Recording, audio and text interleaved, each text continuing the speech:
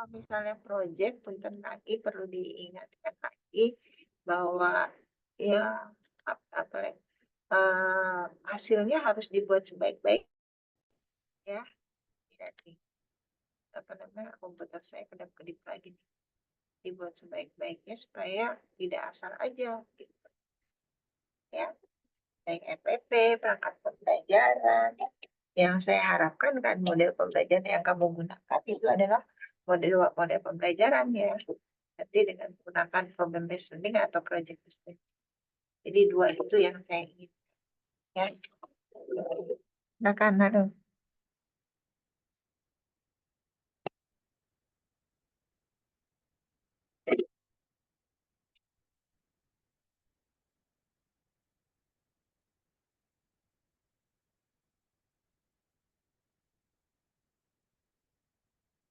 ayo silakan.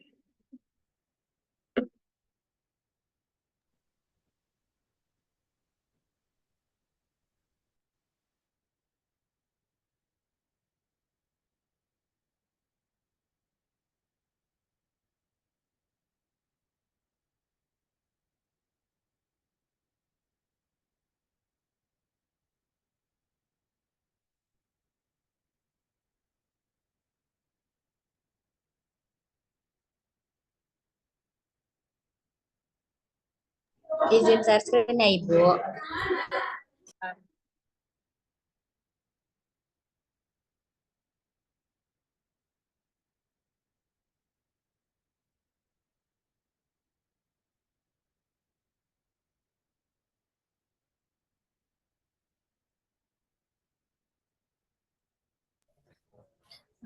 Oke, Assalamualaikum warahmatullahi wabarakatuh. Yang terhormat Prof. Dr. Wardani Rahayu MSI dan Ibu Leni Dianti Heruman MPD. Izin memulai presentasi pada kali ini ya Ibu. Sebelumnya perkenalkan kami dari kelompok 4. Boleh di next dulu listatnya. Kami dari kelompok 4 yang beranggotakan saya sendiri Ariyanti Dasari, Neiska Salma Sapitri, Reina Aulia Fatihah, dan juga Tauri Afsarara. Jadi di sini kami akan membahas topik penyusunan bahan ajar. Boleh di next, Uli.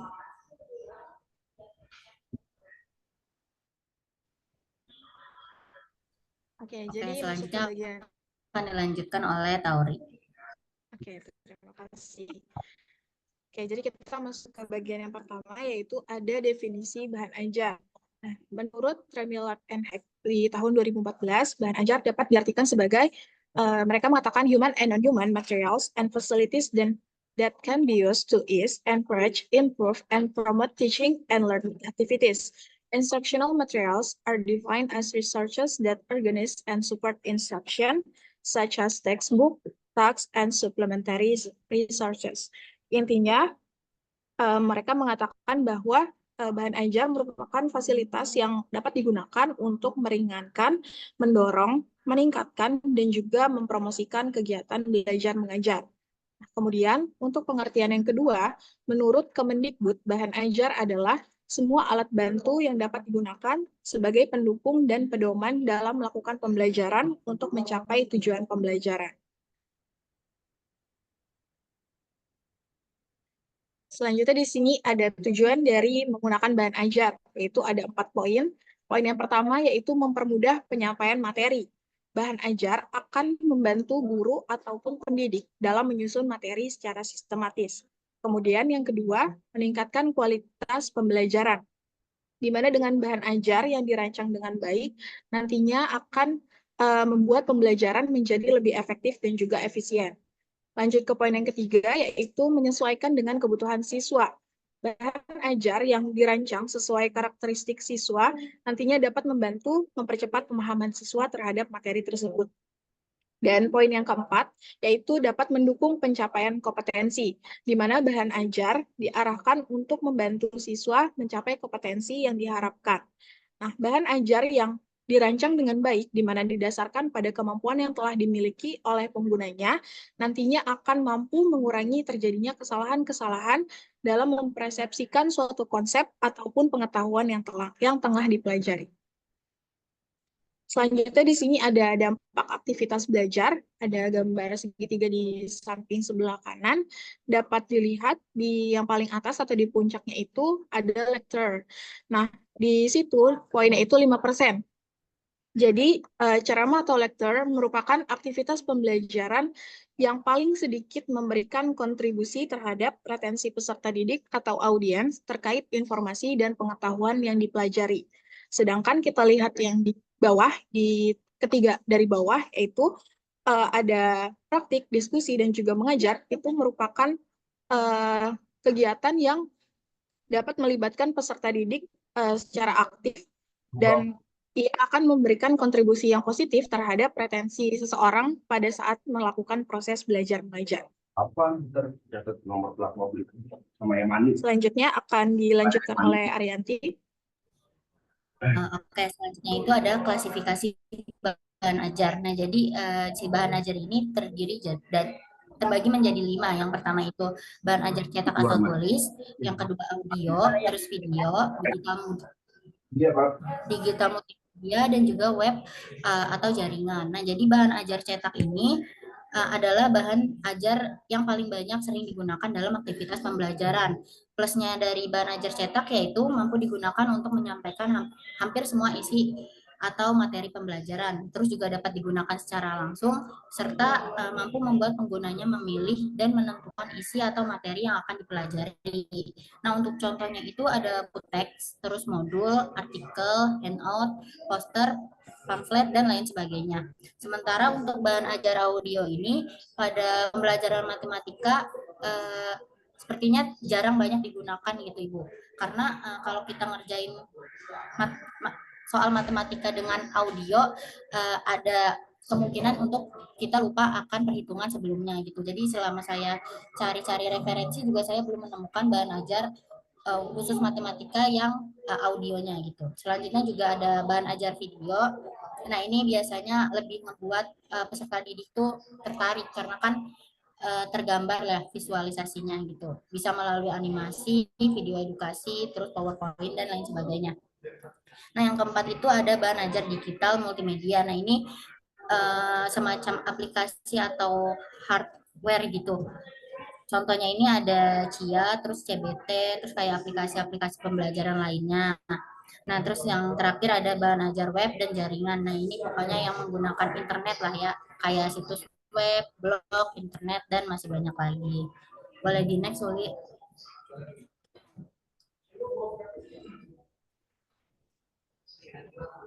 Nah, selanjutnya akan dibahas oleh Nis.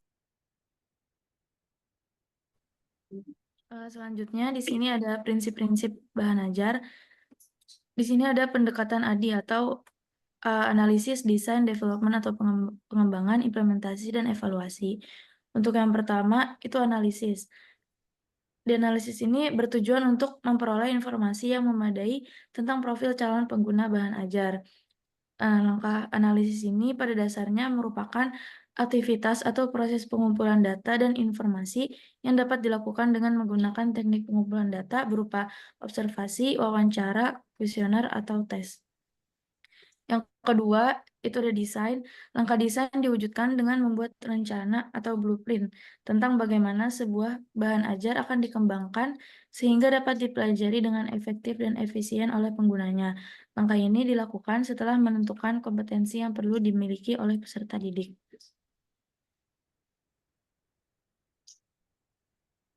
Yang ketiga, ada development atau pengembangan.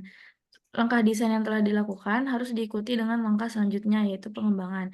Pada langkah pengembangan, bahan ajar diproduksi berdasarkan struktur dan sistematika yang telah ditetapkan pada langkah desain. Struktur dan sistematika tersebut terdiri dari bagian pendahuluan, bagian isi, dan bagian penutup.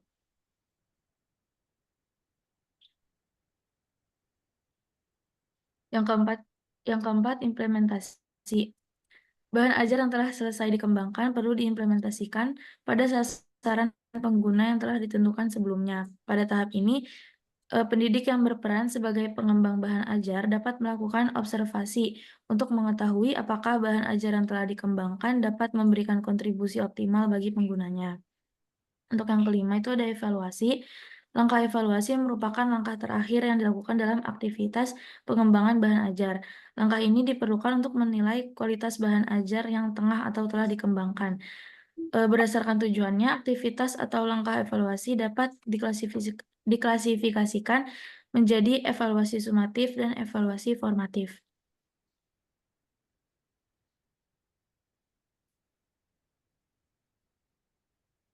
Yang pertama, untuk evaluasi sumatif.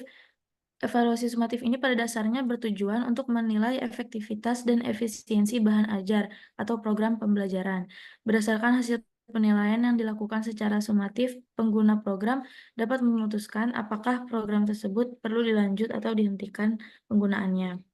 Untuk yang kedua itu ada evaluasi formatif. Evaluasi formatif bertujuan untuk menilai kekuatan dan kelemahan yang terdapat pada sebuah program pembelajaran. Hasil dari evaluasi formatif dapat digunakan untuk menyempurnakan program pembelajaran sebelum dipakai pada situasi dan kondisi yang sesungguhnya. Selanjutnya akan dijelaskan oleh Rena.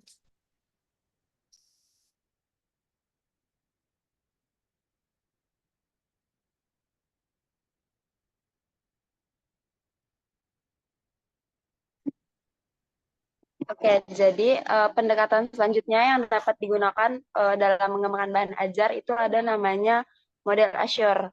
Nah, pendekatan ini terdiri dari 6 langkah sistematik dan sistemik yang diperlukan untuk mendesain dan menciptakan sebuah bahan ajar yang efektif, efisien, dan menarik. Nah, untuk yang pertama itu mengenal karakteristik calon pengguna bahan ajar. Jadi langkah pertama yang perlu dilakukan dalam mengembangkan sebuah bahan ajar itu adalah mengenal karakteristik peserta didik yang akan mengikuti program pembelajaran yang akan dirancang. Nah, dengan mengenal peserta didik, pendidik, instruktur, dan pelatih akan dapat menentukan komponen-komponen bahan ajar lain. Kemudian, untuk yang kedua adalah menentukan kompetensi atau tujuan pembelajaran. Nah, langkah kedua dalam mengembangkan bahan ajar itu adalah menentukan tujuan pembelajaran atau kompetensi. Pada dasarnya, tujuan pembelajaran ini berisi tentang pengetahuan, keterampilan, dan sikap yang perlu dimiliki oleh peserta didik setelah melakukan proses pembelajaran dengan menggunakan bahan ajar. Dengan kompetensi pengetahuan, keterampilan, dan sikap yang dimiliki setelah melakukan aktivitas pembelajaran, peserta didik akan mampu melakukan suatu tugas atau pekerjaan secara terampil.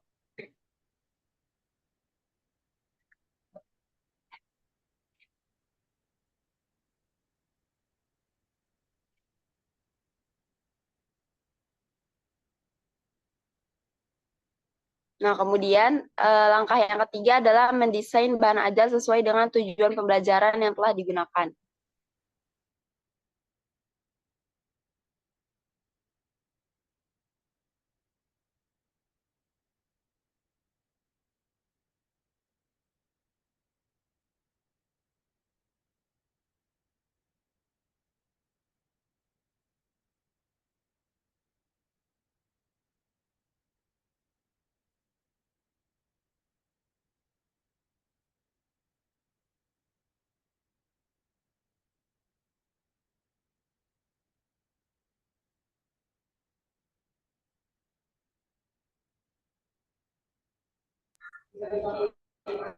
Oke, sepertinya Rena lagi ada kendala.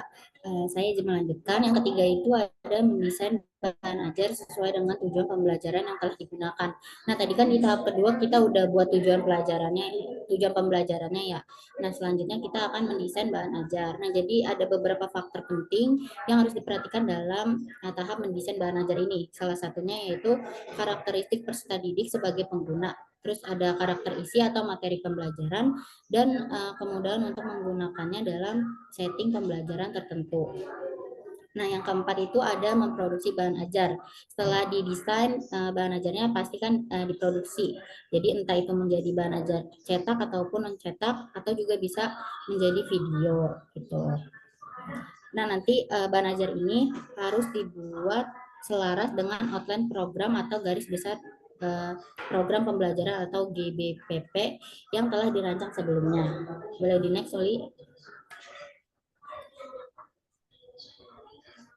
Nah, yang kelima itu ada melibatkan peserta didik dalam menggunakan bahan ajar. Nah, langkah ini dilakukan untuk memastikan bahwa bahan ajar yang digunakan dapat melibatkan peserta didik secara aktif dalam melakukan proses belajar. Nah, jadi metodenya itu ada diskusi, pemecahan masalah atau problem solving, demonstrasi, latihan berulang, simulasi, permainan, dan presentasi. Nah, terus yang terakhir ada melakukan evaluasi dan revisi terhadap bahan ajar. Nah, setelah kita coba nih bahan ajarnya, kita harus melakukan evaluasi juga. Gunanya apa? Gunanya itu untuk melihat kekurangan dari bahan ajar yang sudah kita buat sebelumnya gitu. Nanti kalau ada kekurangan-kekurangan, di situ kita harus revisi. Boleh di next, Uli.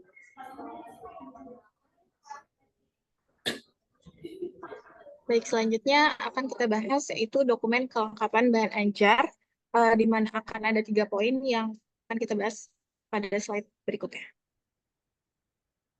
Oke, jadi untuk poin yang pertama yaitu ada referensi materi. Nah, dalam kategori referensi materi, bahan ajar terbagi ke dalam 2 kelompok, yaitu yang pertama ada media perangkat siap guna dan juga media pembelajaran karya mandiri. Untuk yang pertama, media perangkat siap guna. Nah, perangkat ini menjelaskan materi atau akan membantu kegiatan di kelas yang dirancang agar siap digunakan oleh guru yang mengakses platform Merdeka Mengajar. Contohnya ada di gambar sebelah kanan, yaitu ada teks bacaan, kemudian ada video pembelajaran, ada audio atau podcast, kemudian ada presentasi, ada poster atau infografis, dan juga biasa yang kita gunakan yaitu ada buku guru ataupun siswa. Nah, dalam media perangkat siap guna juga pastinya perlu dilengkapi oleh daftar pustaka atau referensi yang nantinya digunakan selama merancang alat bantu penjelasan dalam bentuk apapun itu. Kemudian untuk yang kedua, yaitu ada media pembelajaran karya mandiri, di mana panduan untuk membuat media pembelajaran atau alat bantu ajar yang perlu dibuat secara mandiri oleh guru. Biasanya nanti akan berisikan alat dan bahan, kemudian ada tata cara, dan juga cara menggunakan media pembelajaran yang dapat membantu siswa dalam memahami materi yang akan diajarkan. Contohnya ada di gambar yang sebelah kiri, dan dalam media pembelajaran karya mandiri ini juga perlu dilengkapi dengan daftar pustaka ataupun referensi dalam pembuatannya. Kemudian, untuk poin yang kedua yaitu ada asesmen atau latihan. Dalam kategori asesmen atau latihan, bahan ajar terbagi ke dalam 2 kelompok, yaitu ada asesmen tradisional dan juga asesmen alternatif. Kita bahas yang asesmen tradisional terlebih dahulu. Nah, latihan atau asesmen yang biasanya digunakan dalam pembelajaran, seperti yang kita tahu itu kan biasanya ada lembar kerja murid, gitu kan, biasanya ada jawaban benar dan salah, kemudian ada soal berupa isi pilihan ganda, kemudian isian singkat ataupun esai. Nah, itu disebut sebagai asesmen tradisional, di mana sebenarnya asesmen tradisional ini dapat dikembangkan menyesuaikan dengan fase pembelajaran muridnya nanti. Adapun asesmen tradisional ini memerlukan dokumen pelengkap, yaitu yang pertama harus ada lembar kerja yang nantinya akan diisi oleh murid, kemudian ada kunci jawaban atau panduan penilaian yang akan membantu guru dalam menginterpretasi kemampuan murid, dan yang terakhir, pastinya juga harus ada daftar pustaka atau referensi dalam merancang asesmen. Untuk contohnya juga ada di gambar yang sebelah kanan tertera di layar. Untuk yang kedua, masih di poin asesmen atau latihan, tadi yang kedua ini ada namanya asesmen alternatif. Nah, asesmen ini dirancang dengan kreatif dan tidak terpaku pada kertas latihan, yaitu kegiatannya dapat berupa kegiatan proyek, kemudian ada aktivitas kelompok, eksperimen, dan juga kegiatan asesmen lainnya. Dan asesmen alternatif ini memerlukan beberapa dokumen pelengkap, seperti yang pertama, ada alat dan bahan yang nantinya akan digunakan untuk melakukan asesmen atau kegiatan tersebut, kemudian ada panduan pelaksanaannya, dan yang ketiga juga ada rubrik atau panduan penilaian yang akan membantu guru dalam menginterpretasi kemampuan murid selama kegiatan asesmen tersebut, dan yang terakhir juga harus ada daftar pustaka atau referensi dalam merancang medianya. Untuk contohnya juga ada di gambar sebelah kanan yang tertera di layar. Untuk poin ketiga di dalam kelengkapan bahan ajar yaitu ada instrumen refleksi. Dalam kategori instrumen refleksi, bahan ajar terbagi ke dalam dua kelompok, yaitu ada refleksi guru atau pendidik dan juga refleksi murid. Untuk yang pertama yaitu refleksi guru atau pendidik. Refleksi ini bertujuan untuk merefleksikan proses pembelajaran, kemudian untuk mengkonfirmasi pencapaian murid, dan juga nantinya sehingga guru dapat memperbaiki proses pembelajaran atau memberikan intervensi pembelajaran yang sesuai kepada murid berikutnya. Dan untuk yang refleksi murid, itu bertujuan untuk mengetahui perasaan dan tanggapan murid terkait pembelajaran agar nantinya dapat menjadi bahan perbaikan guru di pembelajaran selanjutnya.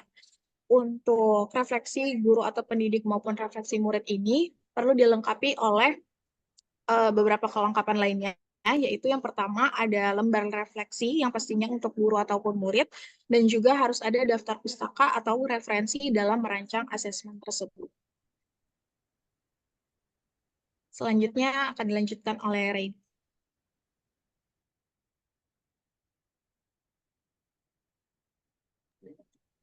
Oke, untuk yang selanjutnya ini ada keunggulan penggunaan bahan ajar. Jadi untuk keunggulan penggunaan bahan ajar itu yang pertama adalah mempermudah penyampaian materi. Jadi dengan menggunakan bahan ajar ini bisa membantu pendidik untuk mempermudah dalam penyampaian materi.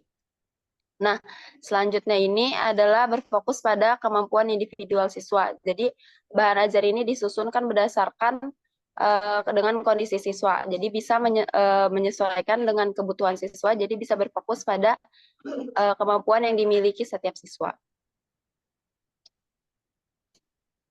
Kemudian yang selanjutnya adalah menyediakan variasi media untuk mendukung berbagai gaya belajar. Jadi bahan ajar ini bisa menyediakan media yang lebih bervariasi untuk mendukung berbagai gaya belajar siswa. Nah, yang selanjutnya adalah relevansi kurikulum ditunjukkan dengan adanya tujuan dan cara pencapaiannya, sehingga siswa dapat mengetahui keterkaitan antara pembelajaran dengan hasil yang akan diperolehnya nanti. Nah, yang terakhir adalah adanya kontrol terhadap hasil belajar. Jadi, adanya kontrol terhadap hasil belajar mengenai penggunaan jadi adanya kontrol terhadap hasil belajar ini mengenai penggunaan standar kompetensi dalam setiap bahan ajar yang harus dicapai oleh siswa. Boleh di next.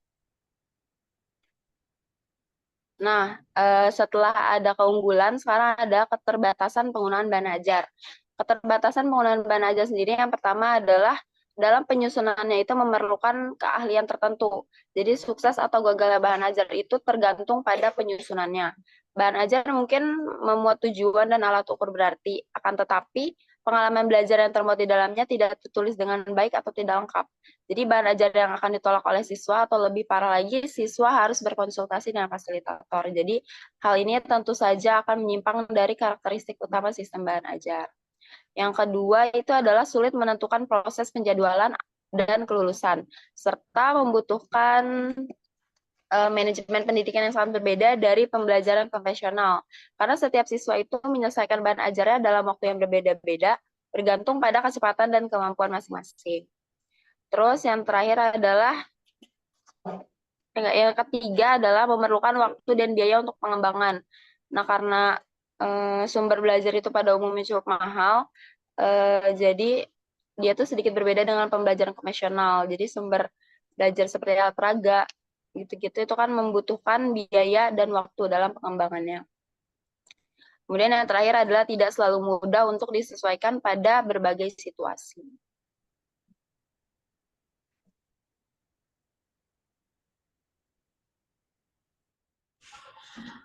Oke, selanjutnya itu ada pengadaan dan pemilihan bahan ajar. Jadi di sini kita sebagai pendidik nantinya bisa 3 cara nih untuk mengadakan dan pemilihan bahan ajar. Yang pertama itu memanfaatkan atau memodifikasi bahan ajar yang telah ada untuk digunakan dan dimanfaatkan sesuai dengan kebutuhan belajar peserta didik. Jadi ini ibaratnya kita pakai buku ajar yang sudah disediakan Kemendikbud kayak gitu.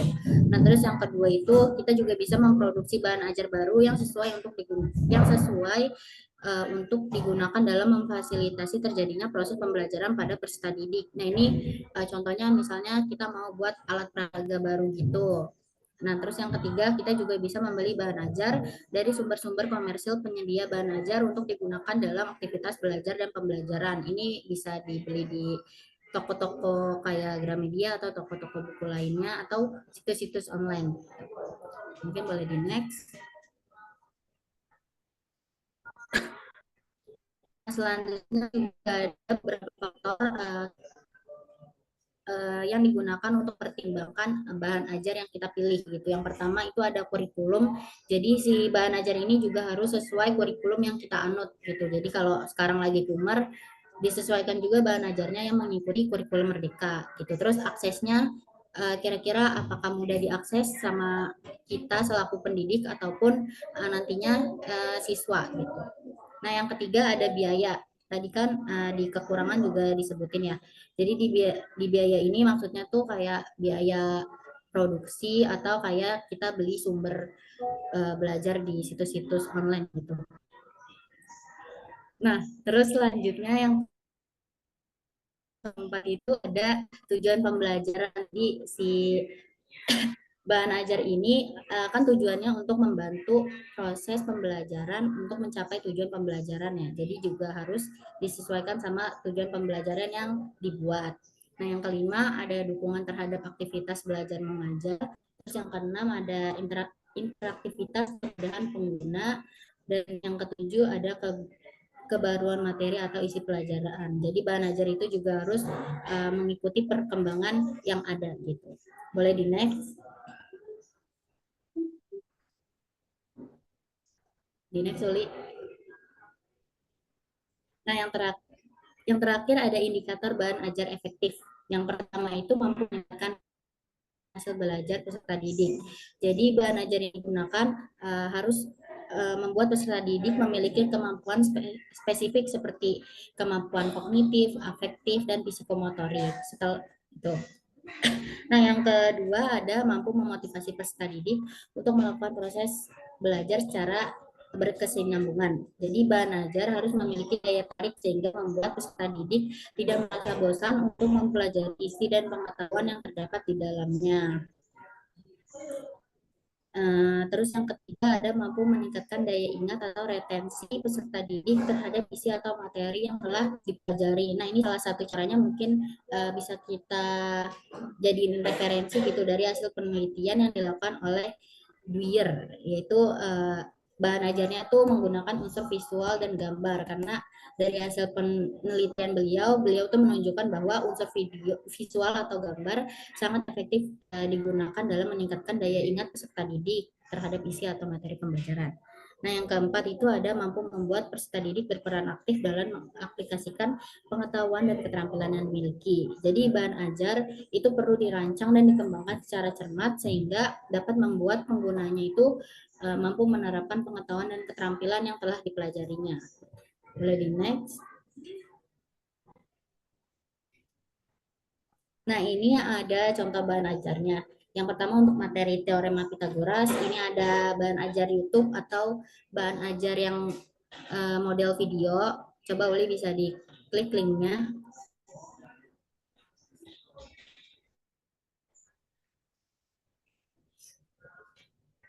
Gitu udah, stop, balik lagi ke PPT. Terus ada bahan ajar panduan guru dan panduan siswa, ini yang dari Kemendikbud, dan juga ada bahan ajar yang berbasis web.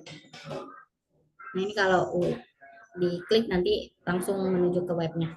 Yang kedua juga ada materi fungsi kuadrat, ini ada bahan ajar kelas PET, ini tuh fungsinya untuk memvisualisasikan grafik gitu. Nah, yang kelas PET ini dia berbayar, sementara yang GeoGebra ini dia gratis. Dan ini sama bahan ajar panduan siswa yang dari Kemendikbud. Jadi bisa dipencet aja linknya. Boleh di next, Uli.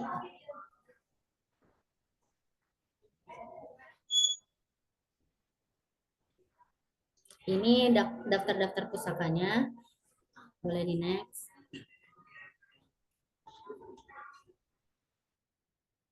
Nah, sekian presentasi dari kami. Dari Ibu Wardani, apakah ada yang pengen ditanyakan, Bu?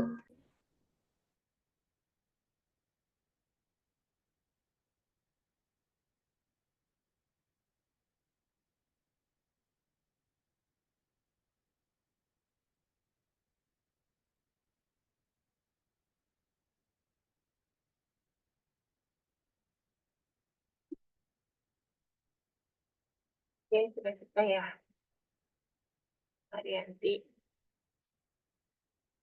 Monggo silakan. Siapa yang akan bertanya berkaitan dengan bahan ajar? Jadi tadi sudah ada poin-poin ya. Bahan ajar yang baik itu seperti apa yang tadi kalian sudah presentasikan. Silakan. Ada yang mau bertanya? Tidak ada?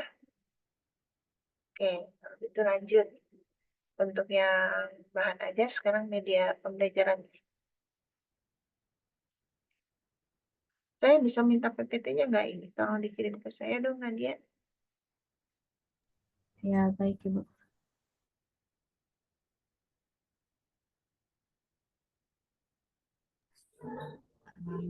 Bagi teman-teman yang mau nanya boleh resen ya teman-teman.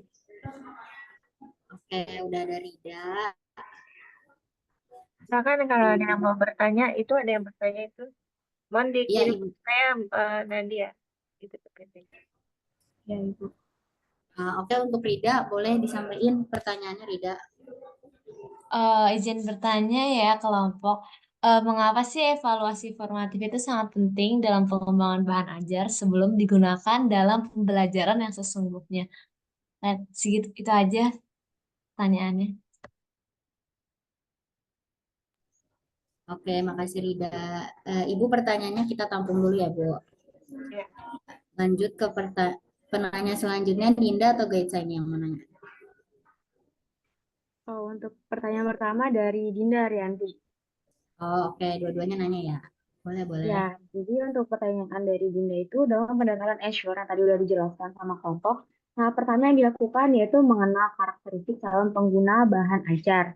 Nah, bagaimana cara kita sebagai pendidik dalam menganalisis karakter masing-masing peserta didik dan peserta didik mengingat beragamnya karakteristik peserta didik. Mungkin bisa dijelaskan lebih spesifik. Baik, makasih Dinda. Boleh lanjut Gaitsa. Ya, izin bertanya ya kelompok. Dalam pengembangan bahan ajar kan terdapat asesmen atau latihan. Di situ kan ada tradisional sama alternatif. Menurut kelompok, bagaimana cara yang efektif untuk menentukan asesmen dalam bahan ajar jika dikaitkan dengan kurikulum merdeka yang mengedepankan student center? Terima kasih. Oke, terima kasih juga Gaitsa. Nah, ini ada penanya keempat, Sabira. Boleh sebutin pertanyaannya.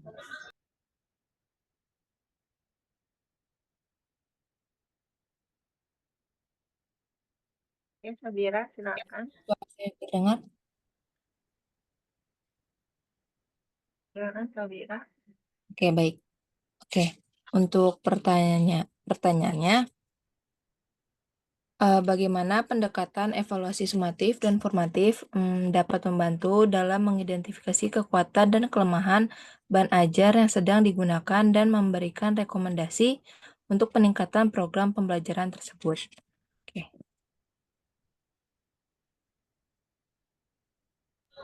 Cukup kali ya, 5 dulu. Baik. Oke, terima kasih Sabira. Oke, Ibu mungkin kita kelompok izin minta waktu untuk berdiskusi dulu ya Ibu. baik.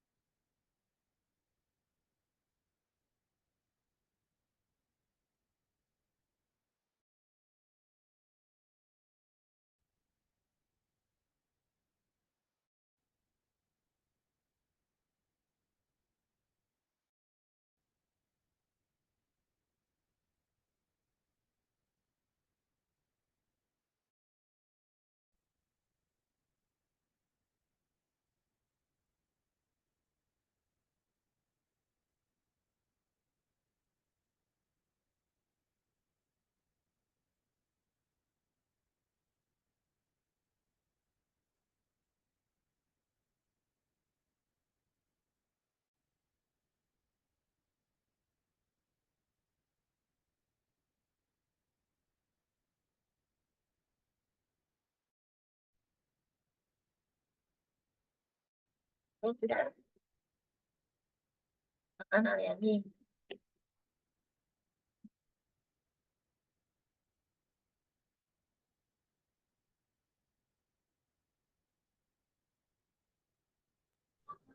Oke, Ibu, saya izin menjawab pertanyaan dari Dinda. Pertanyaannya itu dalam pendekatan Assure, tahapan pertama yang dilakukan adalah mengenal karakter calon pengguna bahan ajar. Bagaimana cara pendidik dalam menganalisis karakter masing-masing peserta didik, mengingat beragamnya karakteristik peserta didik. Nah, jawabannya yaitu dalam pendekatan Assure terdapat tahap pertama adalah mengenal karakter calon pengguna bahan ajar. Yang penting untuk menyesuaikan materi dengan kebutuhan peserta didik. Jadi karakteristik yang perlu dicari tahu pendidik antara lain itu ada sifat, ciri-ciri siswa, terus kemampuan awal, gaya belajar, dan lain-lain. Nah, berikut ada beberapa cara yang dapat dilakukan pendidik untuk menganalisis karakter peserta didik. Yang pertama itu ada survei awal. Nah, ini juga bisa menggunakan kuesioner untuk mengumpulkan data tentang latar belakang, minat, gaya belajar, dan pengalaman sebelumnya yang dimiliki oleh peserta didik gitu. Terus cara kedua kita juga bisa observasi langsung gitu dengan cara mengamati interaksi dan keterlibatan peserta didik dalam kegiatan kelas untuk memahami cara mereka belajar dan berinteraksi. Nah, cara yang ketiga yaitu bisa juga dengan wawancara langsung gitu. Jadi kita melakukan wawancara dengan peserta didik untuk mendapatkan pemahaman mendalam tentang motivasi dan dan tantangan yang sedang mereka hadapi. Nah, cara keempat itu kita bisa juga pakai diskusi kelas dengan cara mengadakan diskusi kelompok untuk mengidentifikasi minat dan kebutuhan belajar bersama, serta membangun interaksi antar peserta didik. Nah, cara kelima itu bisa juga dengan analisis data akademik. Nah, ini caranya itu dengan mengkaji nilai dan prestasi akademik sebelumnya untuk mengidentifikasi kekuatan dan kelemahan yang dimiliki siswa. Nah, yang terakhir kita juga bisa ngasih kegiatan ice breaking. Jadi, melalui aktivitas ini sebagai aktivitas pemecah kebekuan gitu yang dapat membantu pendidik memahami dinamika kelompok dan karakteristik individu. Jadi dengan menggabungkan metode-metode ini, pendidik dapat memperoleh gambaran yang lebih komprehensif tentang karakter peserta didik sehingga dapat merancang bahan ajar yang lebih efektif dan sesuai. Untuk Dinda, apakah pertanyaannya sudah terjawab? Iya, sudah terjawab, Arianti. Terima kasih. Terima kasih. Terima kasih, Dinda. Arianti menjawabnya. Berikut pertanyaan yang kedua. Oke, pertanyaan kedua, Tauri yang mau jawab. Oke, izin menjawab pertanyaan dari Gaitsa. Jadi pertanyaannya, sebentar.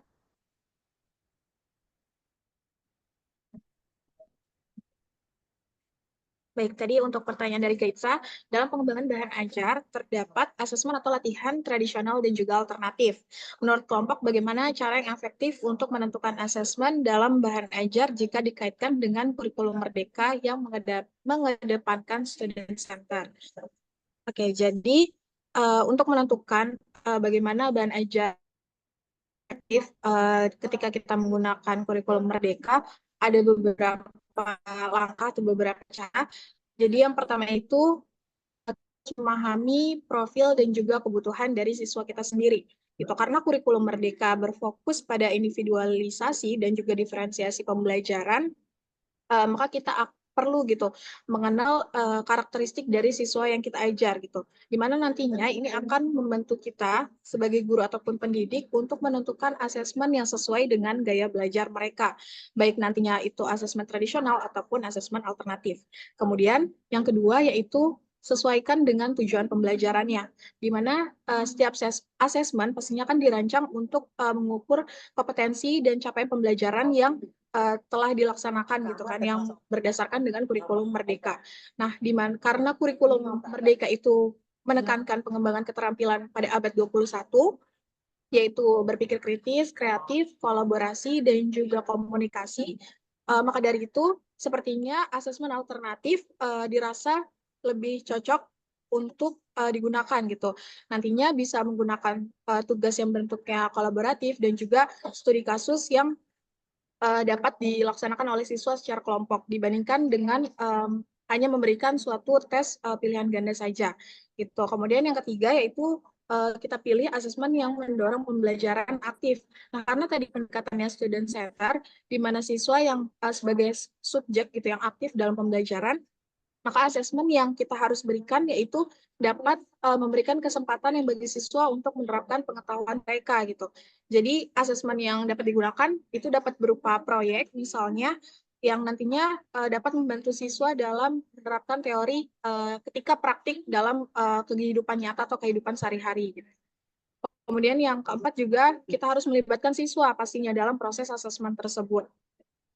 Karena tadi balik lagi student center, jadi siswanya yang aktif gitu. Nah, untuk contohnya mungkin tadi misalnya kalau kita kenali profil siswanya gitu, kalau kita tahu siswanya itu minatnya di visual, mungkin kita bisa lebih efektif kalau misal kita nilainya itu dari proyek nyuruh mereka untuk membuat poster ataupun video seperti itu.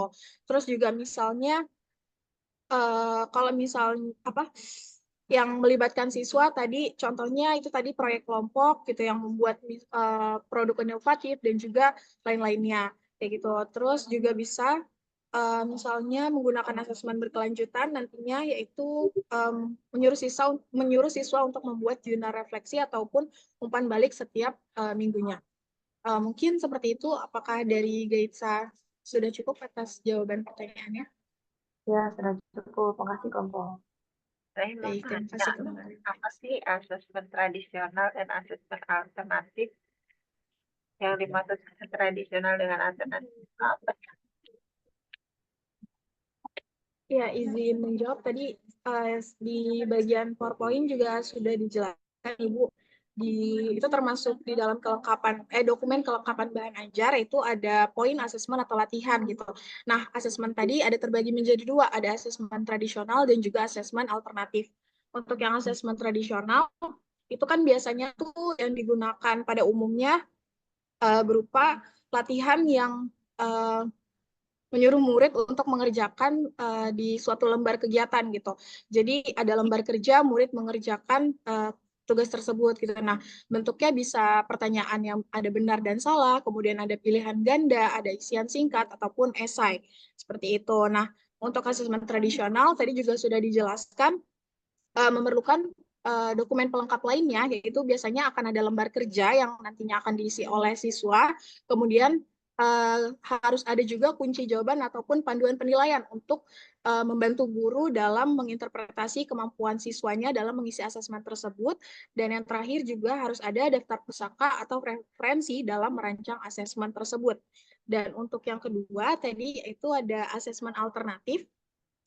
Nah, untuk asesmen alternatif ini dirancang dengan kreatif gitu. Jadi berbeda dengan yang asesmen tradisional karena asesmen alternatif ini tidak terpaku pada kertas latihan.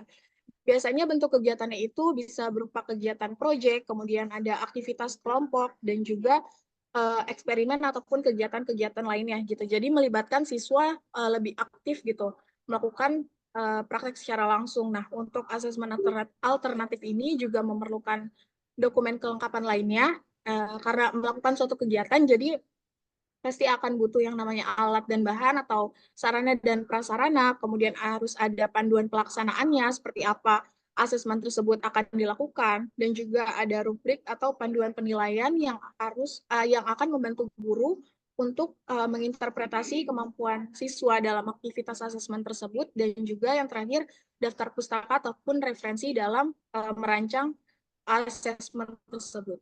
Seperti itu mungkin Ibu. Baik. Nanti kalau pas pagi materi asesmen kalian semua tahu ya apa yang dimaksud dengan apa asesmen atau penilaian tradisional dan penilaian alternatif.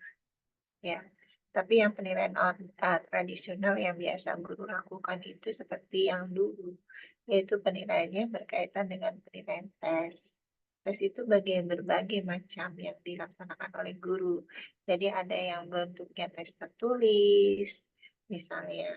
Ada juga tes tulis dalam bentuk soal esai, pilihan-pilihan ganda, objektif tes, dan sebagainya. Kalau penilaian alternatif yaitu adalah penilaian yang tidak hanya tes tertulis saja, tetapi masih banyak teknik penilaian yang lainnya. Misalnya tadi, kalau saya menggunakan model pembelajarannya, misalnya model pembelajaran problem based learning gitu ya. Nah, di dalamnya kita melakukan assessment misalnya. Pada waktu anak-anak belajar berkelompok, maka kita perlu melakukan observasi guru, observasi setiap kelompok untuk melihat kinerja siswa di dalam pembelajaran secara berkelompok. Penilaian yang dilakukan itu penilaian kinerja. Itu. Nah, misal juga yang lainnya, oh iya, diminta siswanya setelah menyelesaikan masalah, diminta masing-masing untuk berkonsentrasi ke depan, performance di anaknya. Tapi kita juga menilai performance siswa pada waktu melakukan pembelajaran presentasi. Berarti penilaian yang dilakukan adalah penilaian kinerja. Kinerja kapan? Kinerja pada waktu dia melakukan presentasi. Seperti itu. Nah, hasil dari penilaian PBL gitu ya, atau PBL yang sudah dilakukan, kemudian dikumpulkan jadi satu dengan tugas-tugas yang lain, akademik yang lain, maka dijadikan penilaian portofolio. Jadi penilaian alternatif dan penilaian tradisional ya seperti itu. Tapi tidak menyatakan bahwa nanti penilaian alternatif hanya tes tertulis tinggal kan tidak, tetapi pada waktu kita memberikan model pembelajaran, kita bisa memilih teknik penilaian yang bisa membantu siswa belajar secara aktif. Itu kita benar-benar menilai itu secara aktif. Seperti itu ya. Lanjut berikutnya, silakan. Baik Ibu, selanjutnya saya izin menjawab pertanyaan dari Rida, yaitu mengapa evaluasi formatif sangat penting dalam pengembangan bahan ajar sebelum digunakan dalam pembelajaran yang sesungguhnya. Nah, di sini evaluasi formatif itu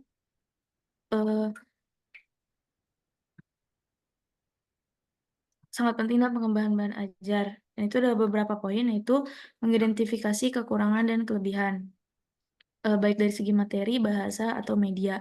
Kalau dari segi materi, mungkin kayak mengidentifikasi apakah materi terlalu mudah atau terlalu sulit, dan apakah urutan materi sudah sesuai atau tidak.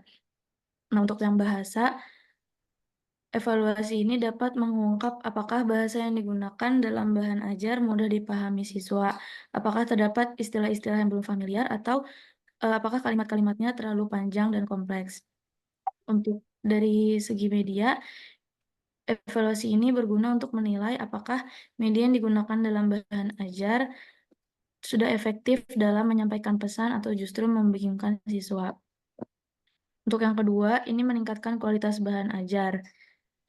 Nah, dengan adanya hasil evaluasi formatif, guru dapat melakukan revisi terhadap bahan ajar sehingga menjadi lebih baik dan sesuai dengan kebutuhan siswa.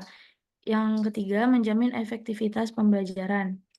Bahan ajaran telah melalui evaluasi formatif memiliki peluang yang lebih besar untuk sesuai dengan tujuan pembelajaran dan dapat mencapai hasil belajar yang optimal. Mungkin segitu aja untuk Rida, apakah sudah terjawab? Pertanyaannya apa tadi, Mbak? Pertanyaannya, mengapa evaluasi formatif sangat penting dalam pengembangan bahan ajar, Bu? Yang dimaksud dengan evaluasi formatif itu apa sih? Evaluasi formatif, evaluasi yang bertujuan untuk menilai kekuatan dan kelemahan pada suatu program pembelajaran. Evaluasi formatif itu evaluasi yang bertujuan untuk mengetahui bertujuan untuk memperbaiki pembelajaran yang kita lakukan. Sekarang ada bahan ajar untuk melihat bahwa ajar ini baik apa enggak sih, efektif apa enggak sih, dan sebagainya gitu ya. Berarti pada waktu kita punya sudah bahan ajar, biasanya kita implementasikan itu di dalam kelas. Nah, pada waktu kita melakukan pembelajaran, kita baru tahu tuh melakukan pembelajaran dengan menggunakan bahan ajar yang sudah kita kembangkan, gitu kita baru tahu, oh bahan ajar kita di sini rupanya masih ada kekurangan. Bahan ajar di sini rupanya perlu dilengkapi supaya siswa kita paham. Oh, bahan ajar di sini rupanya yang sudah kita kembangkan masih bahasanya belum efektif dan sebagainya. Dan pada waktu melaksanakan pembelajaran itu, maka kita bisa lihat bahan ajar yang kita kembangkan itu perlu diperbaiki atau tidak. Yang pertama, sebenarnya bukan evaluasi formatif gitu. Pada waktu bahan ajar itu sudah sedia, kemudian kita menerapkan pembelajaran gitu. Nah, kita bisa mengetahui apakah bahan ajar yang kita kembangkan itu sudah sudah valid atau tidak valid gitu. Biasanya menyatakan demikian. Nah, kalau dikatakan dia efektif berarti dia bisa meningkatkan misalnya kemampuan pemahaman konsep gitu tujuan kita, atau juga bisa meningkatkan hasil belajar bahan ajar ya, ini efektif dikatakan itu. Berarti mesti kita treatment itu. Misalnya saya lakukan pretest dulu terhadap materi yang saya ajarkan, kemudian saya treatment bahan ajar dengan bahan ajar yang sudah dikatakan sudah diuji coba tadi ya. Waktu kita pembelajaran, kita perbaiki, ternyata bahan ajar saya sudah siap untuk diberikan kepada anak-anak gitu. Tapi efektif apa tidak, maka harus diuji cobakan. Itu, katakanlah dengan pretest dan post-test nanti kita bandingkan apa terjadi peningkatan apa tidak. Gitu ya. Ya. Beda dengan evaluasi formatif. Kalau evaluasi formatif misalnya perangkat kita sudah melakukan pembelajaran, kita ingin mengetahui apakah siswa tersebut menguasai materi yang sudah kita sampaikan atau belum gitu. Nah, ternyata belum. Kalau belum berarti kita memperbaiki pembelajaran yang kita lakukan. Salah satunya misalnya mengulang materi yang belum dipahami oleh siswa. Seperti itu. Ya, Mbak. Lanjut berikutnya. Mangga, silakan. Oke, saya izin menjawab pertanyaan terakhir ya, Bu. Itu tadi pertanyaan dari Sabira. Pertanyaannya adalah bagaimana pendekatan evaluasi sumatif dan formatif dapat membantu dalam mengidentifikasi kekuatan dan kelemahan bahan ajar yang sedang digunakan dan memberikan rekomendasi untuk peningkatan program pembelajaran. Nah, untuk jawabannya, jadi evaluasi formatif itu kan dilakukan selama proses pembelajaran. Jadi evaluasi ini tuh dilakukan secara terus-menerus selama proses pembelajaran berlangsung, baik di awal, di tengah, maupun di akhir suatu topik.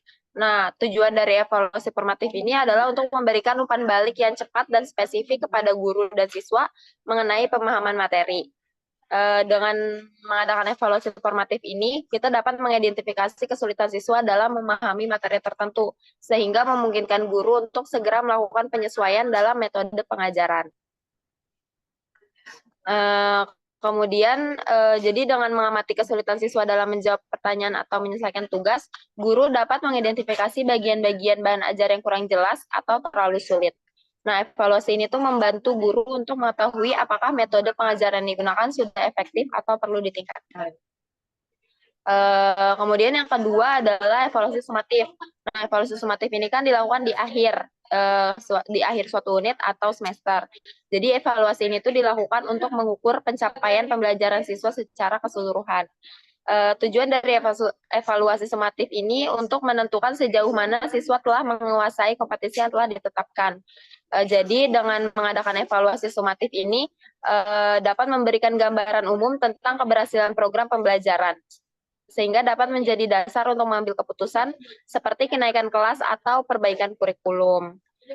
Nah, dengan evaluasi sumatif ini, guru dapat melihat bagian mana dari bahan ajar yang sudah dikuasai siswa dengan baik dan bagian mana yang masih perlu diperbaiki.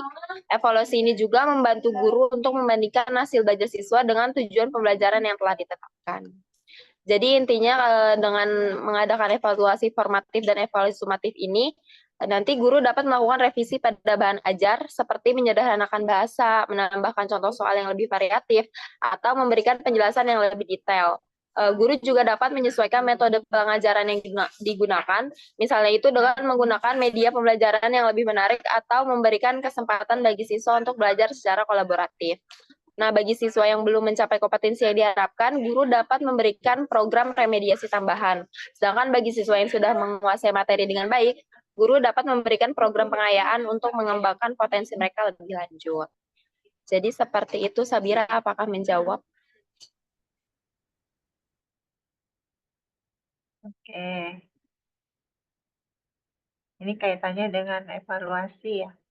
Evaluasi formatif dan evaluasi sumatif. Nanti ketika masuk penilaian di sesudah UAS itu, sesudah UTS. Jadi ada assessment for learning, ada assessment as learning. Kalau assessment for learning itu yaitu penilaian formatif dan penilaian diagnostik. Ya, makasih. Makasih banyak Wahyu ya. Ya. Kemudian yang penilaian sumatif itu tadi ya, penilaian assessment as learning untuk mengetahui apakah program pembelajaran, apakah pembelajaran yang sudah dilakukan oleh guru itu sudah mencapai capaian pembelajaran atau tidak. Gitu. Nah, tapi kalau kaitannya bahan ajar, rupanya tadi dikaitkan ya. Dari hasil formatif dilihat lagi bahan ajarnya efektif apa enggak gitu, pada bagian-bagian mana yang kurang gitu, evaluasi mana yang kurang dan sebagainya. Oke lah, tidak apa-apa. Nah, rupanya digunakan untuk memperbaiki bahan ajar yang sudah dikembangkan. Tadi seperti yang sudah saya sampaikan sih, sebenarnya bahan ajar sudah kita susun. Nanti teman-teman menerapkan bahan ajar yang sudah dikembangkan, kemudian diajarkan di kelas. Nanti sambil ngajar kita bisa lihat, oh iya ya, ini rupanya masih ada kekurangan nih. Gitu. Misalnya tahapannya terlalu loncat, perlu ada tahapan untuk bisa dilengkapi tahapan supaya siswa memahami. Kemudian pada penilaian, misalnya pada soal gitu perlu ditambahkan gitu, supaya dari konsep yang mudah dulu sampai dengan konsep yang sulit dan sebagainya. Oke. Lanjut. Udah ya untuk perangkat pembelajaran ya. Selanjutnya media pembelajaran, maka silakan. Oke, berarti cukup sekian dari kelompok 4. Kurang lebihnya mohon maaf. Wassalamualaikum warahmatullahi wabarakatuh.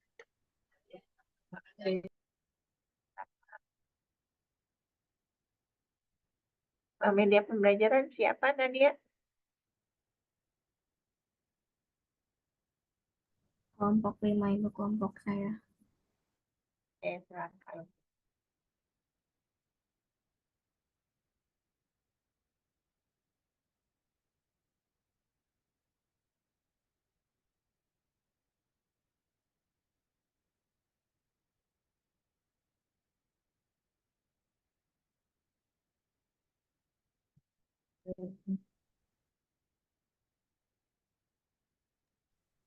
Sebelumnya, Assalamualaikum warahmatullahi wabarakatuh.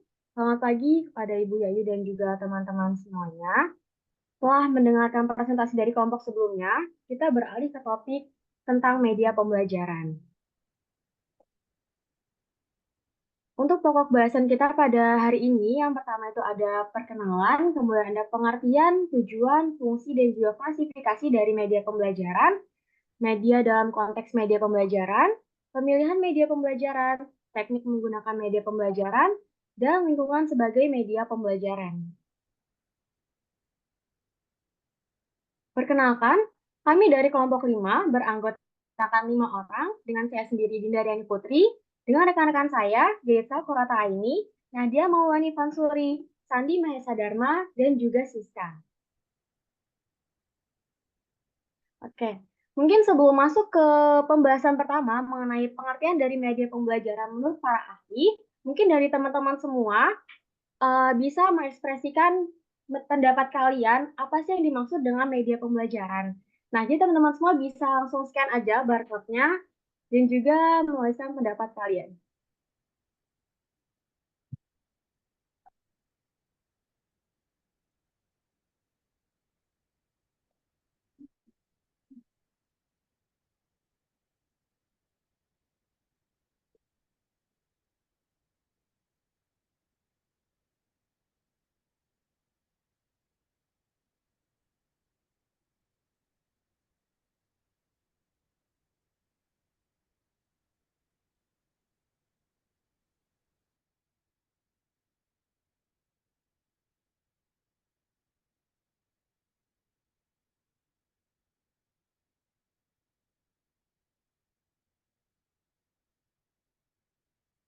Jadi mungkin sebelum masuk ke pembahasan mengenai pengertian, kita dari kelompok ingin tahu dulu nih, dari teman-teman sendiri, apa sih menurut kalian media pembelajaran itu?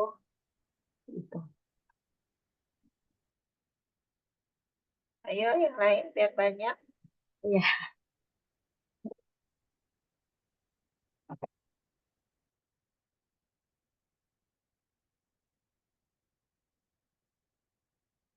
Di sini ada yang mengatakan media pembelajaran itu GeoGebra, alat bantu, interaktif, alat belajar, kelas poin. Kayak mungkin cukup ya. Jadi benar banget teman-teman semuanya. Pendapat kalian itu. Oke, bentar. Nah, kita balik lagi ke dalam PPT. Ya, jadi tadi kan ada beberapa yang sudah menyampaikan bahwa media pembelajaran itu alat bantu, kemudian ada alat peraga, interaktif, GeoGebra, kelas poin.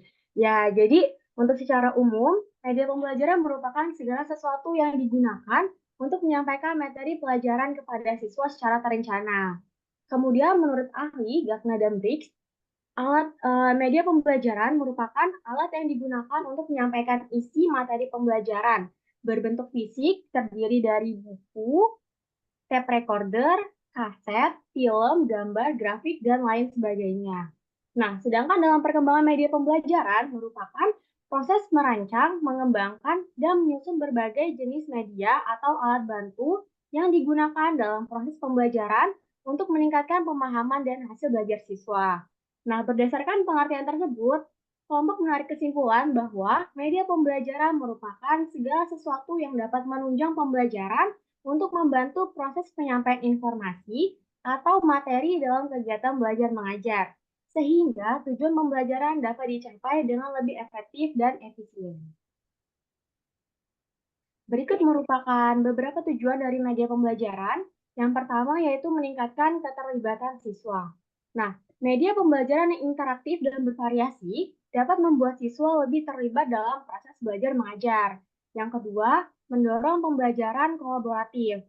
Dan ketiga, meningkatkan efisiensi pembelajaran. Dan yang keempat, membuat pembelajaran menjadi lebih konkret. Selanjutnya, fungsi dari media pembelajaran. Di sini fungsi media pembelajaran terbagi menjadi 5. Yang pertama sebagai sumber belajar, yaitu untuk menyampaikan materi secara terencana, agar siswa dapat belajar dengan efektif dan juga efisien. Kemudian yang kedua itu sebagai semantik, untuk mengkonkretkan ide dan memberikan kejelasan agar pengetahuan dan pengalaman belajar dapat lebih mudah dipahami. Yang ketiga itu untuk manipulatif, sebagai alat bantu dalam proses pembelajaran untuk menjelaskan berbagai materi pembelajaran. Yang keempat itu imajinasi. Nah, fungsi imajinasi ini itu bagaimana siswa menciptakan objek atau peristiwa tanpa pemanfaatan data sensoris. Dan yang terakhir itu sebagai motivasi. Nah, media pembelajaran yang menarik dan interaktif dapat membantu siswa untuk lebih fokus dan terlibat dalam pembelajaran, sehingga dapat meningkatkan minat dan motivasi belajar siswa. Kemudian di sini ada klasifikasi media pembelajaran. Media pembelajaran terbagi menjadi 3. Yang pertama itu ada media visual. Ini merupakan media yang menyampaikan informasi dengan mengutamakan indera penglihatan seperti gambar dan video. Nah, media visual dapat berupa media visual diam dan juga media visual gerak. Di sini kita mengambil 3 contoh dari media visual. Yang pertama itu ada GeoGebra. Nah, GeoGebra ini biasa digunakan oleh guru dalam membantu proses pembelajaran khususnya mata pelajaran matematika dalam materi geometri itu transformasi, refleksi, dan juga rotasi, kemudian ada sistem persamaan linear. Nah, itu dapat digunakan, GeoGebra ini dapat digunakan sebagai media pembelajaran. Kemudian ada komik. Nah, komik ini merupakan salah satu media pembelajaran yang dapat digunakan oleh guru juga, terutama dalam kelas bawah, itu untuk anak-anak SD dan juga SMP, sehingga membuat mereka lebih lebih tergambar atau lebih meningkatkan imajinasi mereka dalam belajar atau mempelajari matematika dan juga mata pelajaran lainnya. Nah, yang terakhir ini untuk media visual, kami mengambil contoh dari buku ajar. Kalau untuk buku ajar sendiri, ini yang udah umum digunakan oleh guru-guru, dan kita juga sudah sering menggunakan buku ajar ketika sekolah dasar sampai sekolah menengah atas. Ini memuat materi-materi dan juga latihan-latihan soal. Nah, untuk yang kedua itu ada media audio.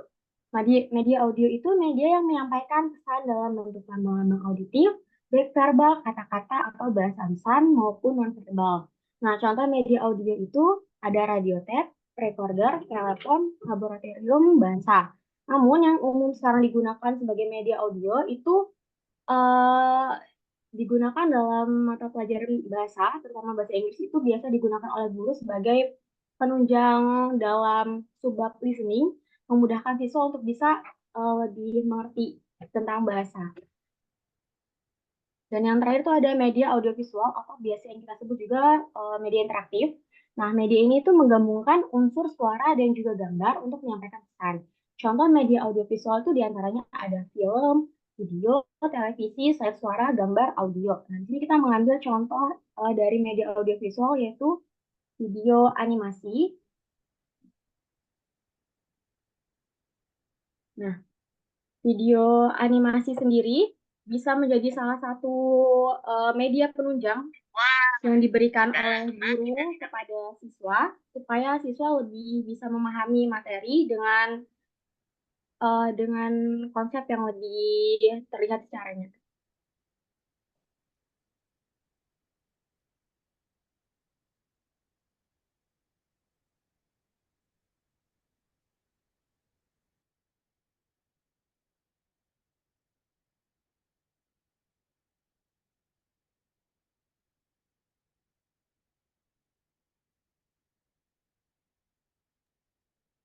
Oke, tadi setelah dijelaskan tentang media pembelajaran, fungsinya, pengertiannya, tujuannya, dan lain-lain kan.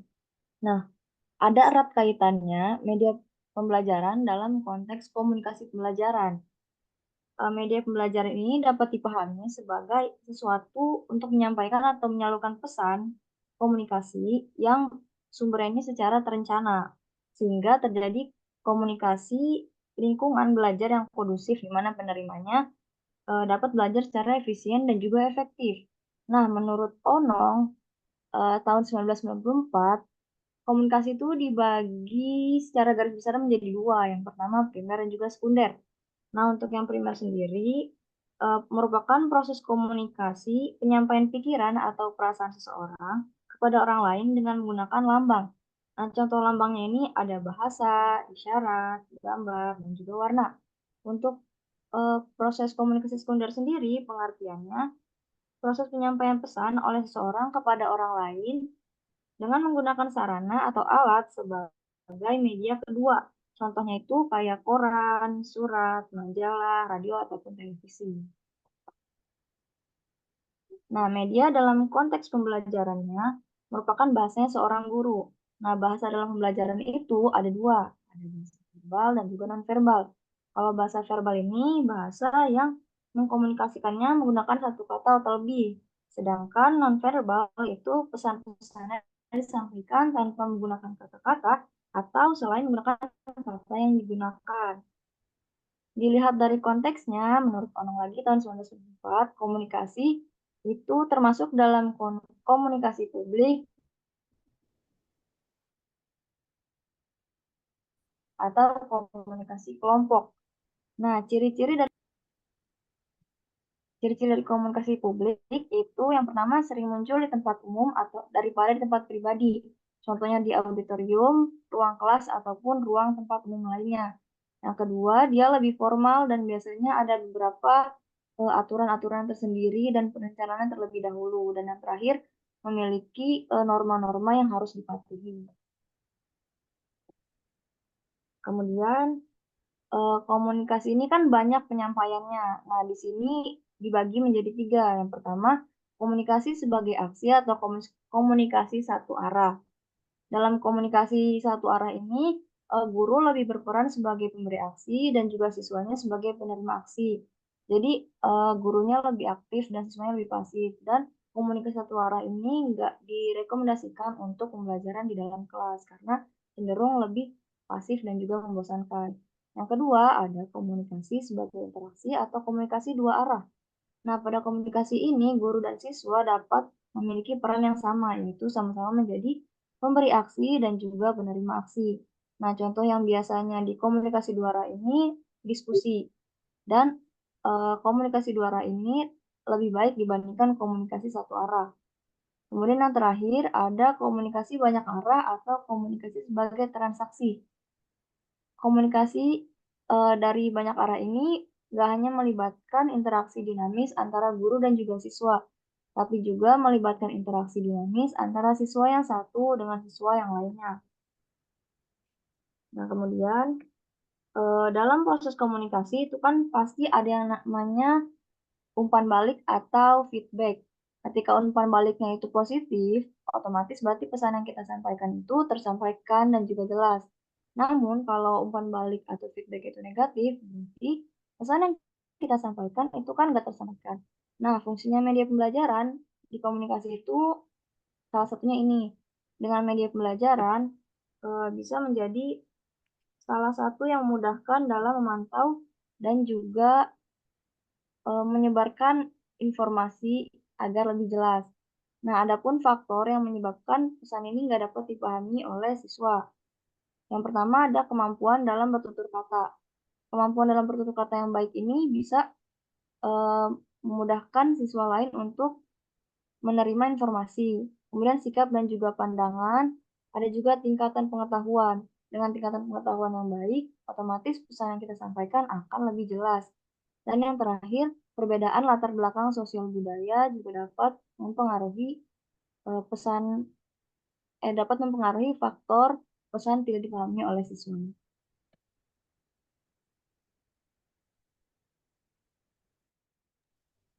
Oke, selanjutnya tentunya dalam pemilihan media pembelajaran ini kita harus teliti gitu ya. Karena kalau misalnya kita salah dalam memilih media pembelajaran, tentunya hal tersebut akan berdampak dalam proses pembelajaran. Misalkan kita mengajar di kelas yang muridnya itu aktif gitu. Terus kita memilih media pembelajaran yang misalnya berbasis game, nah otomatis nanti mungkin kelasnya akan overaktif gitu ya, atau tidak kondusif. Atau sebaliknya, kita mengajar di kelas yang tipikal muridnya itu pasif. Lalu kita memilih media pembelajaran yang tidak ada komunikasi antara guru dan murid. Nah, otomatis murid tersebut akan semakin pasif. Nah, makanya untuk media pembelajaran itu ada prosedur pemilihannya. Yang pertama itu ada analisis running karakteristik. Nah, maksudnya di sini kita harus memperhatikan nih karakter siswa. Nah, karakter yang diperhatikan itu terdiri dari karakter umum dan karakter khusus. Apa itu karakter umum? Nah, karakter umum ini mencakup dari misalnya banyaknya peserta didik, terus ada kebiasaan dan juga budaya gitu. Terus kalau misalkan karakter khusus itu lebih ke keterampilan atau pengetahuan dari peserta didik tersebut gitu. Lalu ada set objektivitas. Nah, tahap selanjutnya itu menentukan tujuan pembelajaran atau kompetensi yang diharapkan atau capaian pembelajaran ya kalau dalam kurikulum Merdeka. Jadi untuk memilih media pembelajaran kita juga harus memperhatikan tujuannya gitu supaya media tersebut bisa mencapai tujuan dan capaian pembelajaran. Terus ada self modify or design material. Jadi untuk memilih media pembelajaran kita juga harus memilih yang selektif nih dan juga bisa memodifikasi media yang dibutuhkan sesuai dengan kebutuhan. terus ada utilitas material. Nah, di sini poin pentingnya adalah kita harus memperhatikan waktu dan persiapan dalam penggunaan media tersebut. Jadi jangan sampai dengan menggunakan media pembelajaran yang ada proses pembelajaran menjadi ngaret gitu ya. Jadi misalkan untuk satu bab harusnya selesai dalam 2 minggu karena menggunakan media pembelajaran misalnya. Jadinya bab tersebut mundur gitu. Nah, itu juga harus diperhatikan. Terus ada require learning response. Jadi ini juga penting. Kita harus ketika menggunakan media pembelajaran, kita harus melihat bagaimana respon siswa tersebut. Apakah mereka paham atau tidak dengan penggunaan media pembelajaran tersebut. Terus yang terakhir yang paling penting juga ada evaluasi.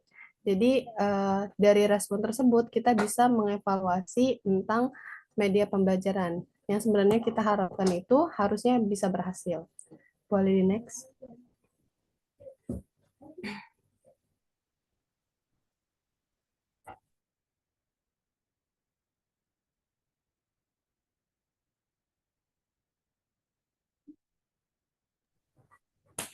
Nah, selain prosedur pemilihan media pembelajaran, di sini juga ada prinsip pemilihan media pembelajaran berdasarkan Susiliana. Nah, Susiliana ini mengungkapkan kata action, di mana ada kata access. Nah, akses yang dimaksud ini kemudahan dalam memilih media pembelajaran, apakah media tersebut mudah dan tersedia untuk didapatkan itu. Nah, sekarang kan banyak media pembelajaran yang gratis gitu ya. Jangan sampai kita memilih media pembelajaran yang sulit untuk diakses oleh peserta didik gitu, atau aksesnya terbatas. Terus yang kedua itu ada cost. Cost di sini dimaksudkan banyaknya biaya yang harus dikeluarkan untuk menggunakan atau membuat media pembelajaran. Nah, mungkin dana dari setiap sekolah itu beda-beda gitu ya.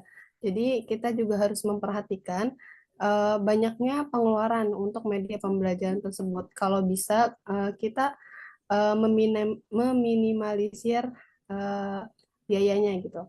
Terus ada teknologi. Nah, teknologi di sini bagaimana teknologi itu bisa digunakan dan bagaimana perangkat yang akan mendukungnya apakah tersedia atau tidak.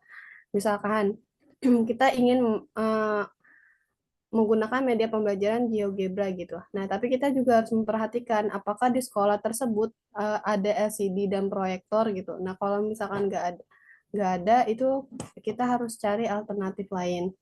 Terus yang keempat ada interactivity. Nah, maksudnya gimana? Media yang baik adalah media yang memunculkan komunikasi dua arah. Lalu ada organisasi. Nah, organisasi yang di sini itu kita perlu dukungan baik dari pihak sekolah ataupun dari pihak lain gitu ya untuk membuat media pembelajaran. Terus yang terakhir ada novelty atau keterbaruan itu sendiri. Oke, boleh di next.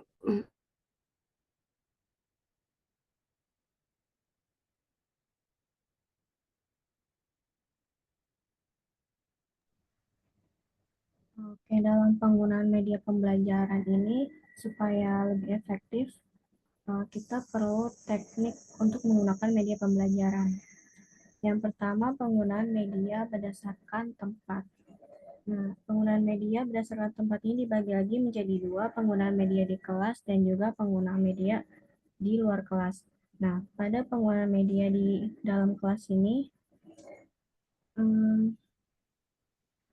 dimanfaatkan untuk menunjang tercapainya tujuan pembelajaran dan penggunaannya dipadukan dengan proses belajar mengajar dalam situasi kelas. Nah, dalam merencanakan media tersebut, guru harus melihat tujuan, materi, serta strategi yang sesuai untuk mencapai tujuan tersebut. Yang terpenting, media yang disajikan di ruang kelas ini di mana guru dan siswa hadir bersama-sama berinteraksi secara langsung. Nah, tentu saja media yang digunakan di dalam kelas ini adalah yang memungkinkan dilihat dari segi biaya, berat, dan ukuran kemampuan siswa dan guru dalam menggunakannya praktis dan juga ekonomis.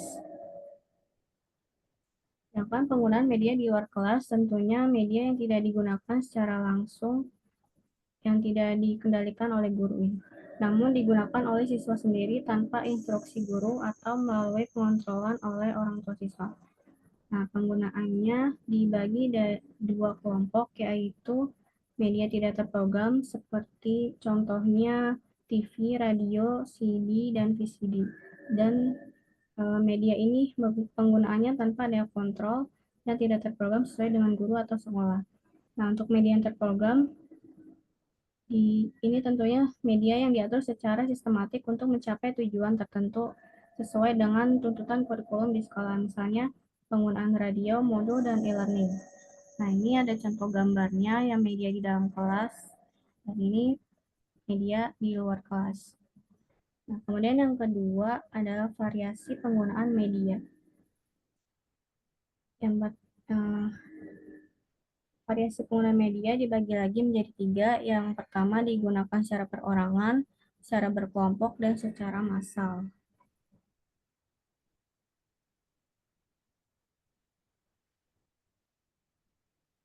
Terus yang ketiga ada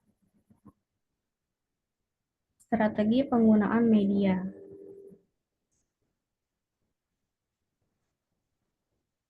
Nah, dibagi lagi menjadi 2, persiapan sebelum penggunaan media dan juga selama penggunaan media.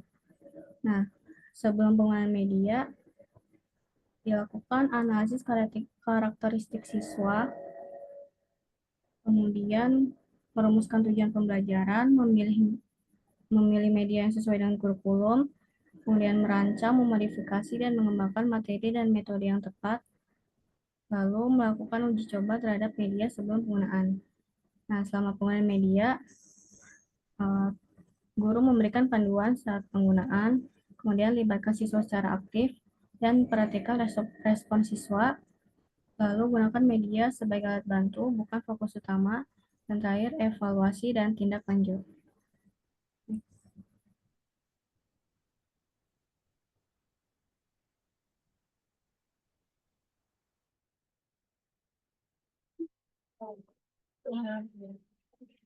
Bisa ini seragam di sini, bisa di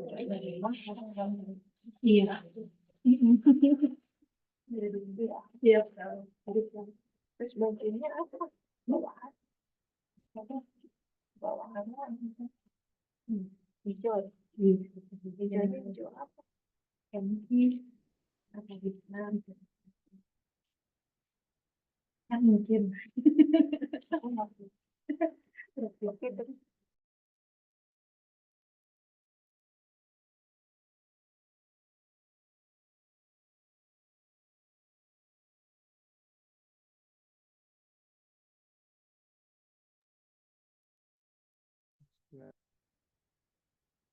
Baik, mohon maaf.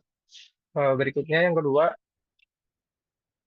realistis, yaitu jika lingkungan digunakan sebagai media, kita dapat eh, mengetahui hal-hal yang bersifat kontekstual pada penerapan pada materi yang kita pelajari.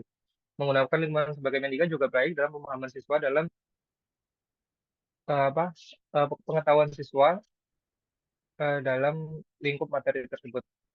Berikutnya adalah meningkatkan kreativitas. Jadi, dengan memanfaatkan lingkungan sebagai media, misalnya murid diajak karya wisata ke sebuah museum tertentu. Nah, di situ murid dapat mengetahui apa-apa saja yang terdapat di dalam museum tersebut, seperti sejarah suatu tempat, sejarah suatu daerah, atau hal-hal yang lain. Berikutnya juga lingkungan itu tidak terbatas. Jadi maksudnya jika dibanding dengan belajar di dalam kelas, lingkungan itu bisa banyak yang bisa kita dapatkan di luar kelas. Nah, berikutnya.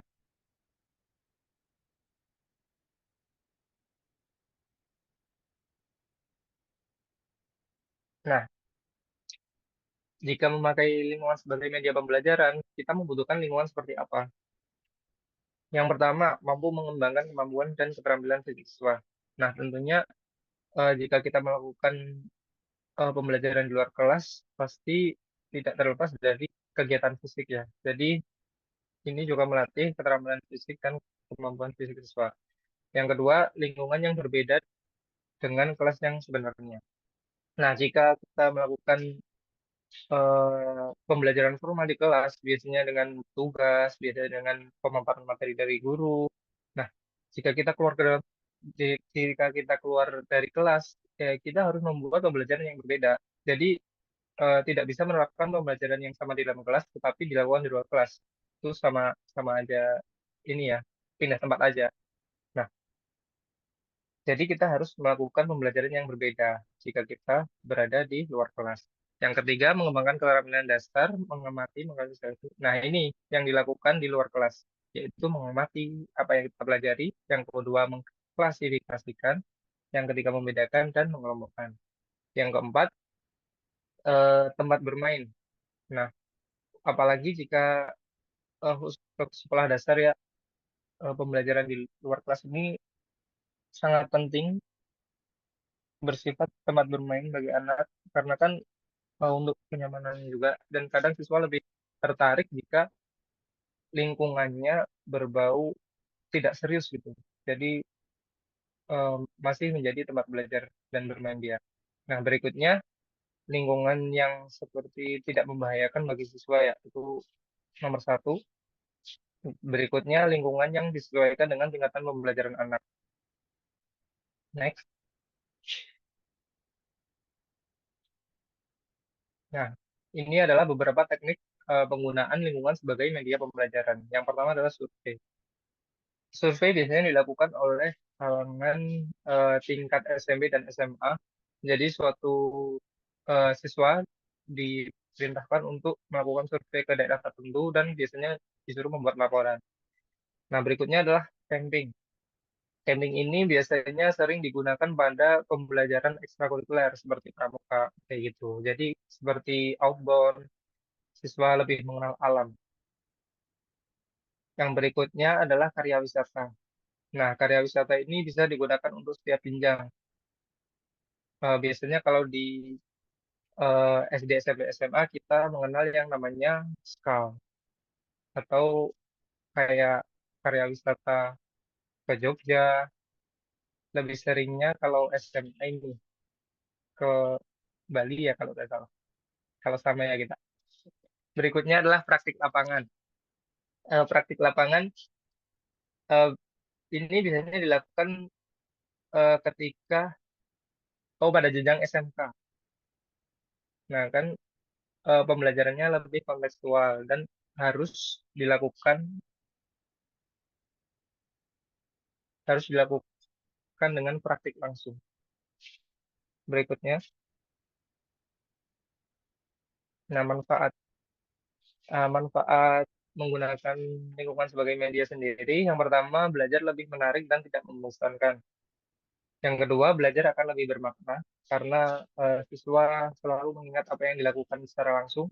Yang ketiga, lebih faktual dan keberanian lebih akurat karena mereka melakukannya sendiri. Dan yang keempat, kegiatan pembelajaran lebih komprehensif. Yang kelima, sumber belajar menjadi lebih kaya. Jadi tidak terbatas pada bahan ajar, modul, dan LKS. Berikutnya,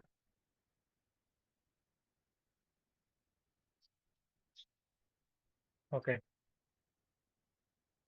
Baik, sekian dari apa yang kelompok kami paparkan.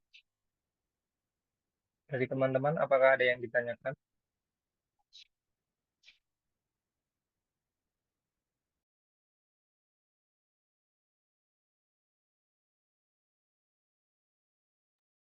Oke, baik.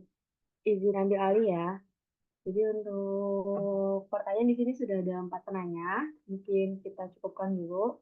Untuk yang pertama, Dahlia, mungkin bisa langsung disebutkan pertanyaannya. Ya, terima kasih Dinda dan kelompok. Mungkin sebelum ke pertanyaan, aku itu dulu ya ke pengalaman. Jadi tahun lalu kan aku sekelompok yang sama KPM itu kan ke sekolah SD di Bogor tuh. Nah itu kita bawa media pembelajaran. Terus itu pas prakteknya, alhamdulillah cuma kayak 4 siswa gitu. Itu perwakilan aja karena itu kan hari Sabtu. Terus itu jadi kita bawa media pembelajarannya satu, membentuk monopoli. Satu itu buat 4 siswa. Nah itu kata gurunya, bagus ya alhamdulillah gitu. Kalian bawanya satu media dan ini kebetulan cuma ada 4 siswa. Soalnya saya waktu itu ada pengalaman pakai media pembelajaran juga di kelas ini. dan saya bagi ke beberapa kelompok. Jadi kelas itu ada 30 anak kalau nggak salah waktu itu. Terus gurunya bawa 6 media pembelajaran gitu. Terus dibagi ke tiap kelompok gitu kan, satu kelompoknya 5 orang. Terus gurunya bilang sendiri katanya saya kayak kurang mudah gitu, agak susah buat ngontrol saat mereka menggunakan media pembelajaran itu gitu. Di samping saya harus ngejelasin juga, terus keliling ke tiap-tiap kelompok gitu. Nah, yang ditanyakan tadi kan kelompok ini menjelaskan tentang media pembelajaran. Jadi bagaimana pengondisian ketika guru memberikan media pembelajaran kepada siswa yang diberikan kepada beberapa kelompok gitu, terutama jika peserta didiknya itu berada di tingkatan sekolah dasar. Itu, terima kasih kelompok.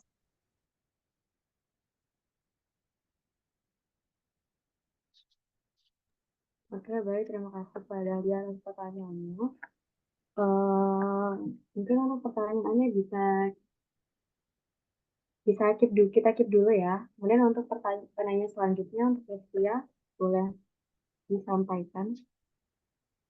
Oke, baik kelompok. Saya izin bertanya, menurut kelompok, bagaimana guru dapat menilai efektivitas lingkungan sebagai media pembelajaran seperti karya wisata atau praktik lapangan jika hasil belajarnya tidak terlihat secara langsung?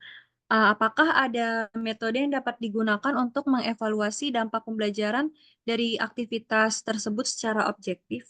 Itu saja kelompok pertanyaan. Baik, terima kasih Pak Rizkia. Kemudian kita lanjut kepada Tauri. Boleh disampaikan pertanyaannya. Baik, sebelumnya terima kasih kelompok atas kesempatannya. Saya izin bertanya, di banyak sekolah di Indonesia, itu terutama di daerah yang terpencil, itu kan guru sering menghadapi keterbatasan sumber daya, akses teknologi, dan juga minimnya pelatihan dalam mengembangkan media pembelajaran gitu. Nah, pertanyaannya, kira-kira menurut kelompok bagaimana caranya guru tersebut dapat mengatasi kendala-kendala agar dapat tercipta media pembelajaran yang efektif dan juga relevan bagi siswa. Seperti itu. Terima kasih.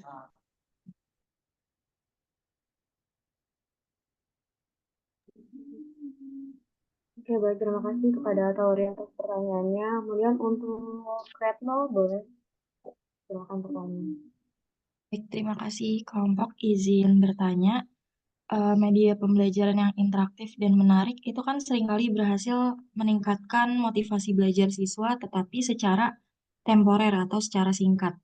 Namun, bagaimana penggunaan media pembelajaran itu dapat dirancang agar menjaga motivasi siswa dalam jangka waktu yang panjang? Apakah ada strategi khusus atau strategi efektif agar media yang sama itu tetap relevan digunakan meskipun berulang kali? Seperti itu, kelompok. Terima kasih.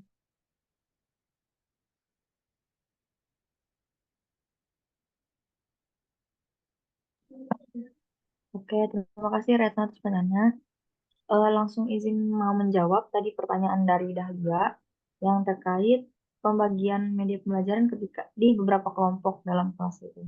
Nah, ketika seorang guru menggunakan media pembelajaran untuk dibagikan kepada beberapa kelompok di dalam kelas, terutama untuk siswa sekolah dasar, ada hal-hal yang perlu diperhatikan agar suasana kelas ini tetap kondusif dan juga efektif dalam pembelajaran.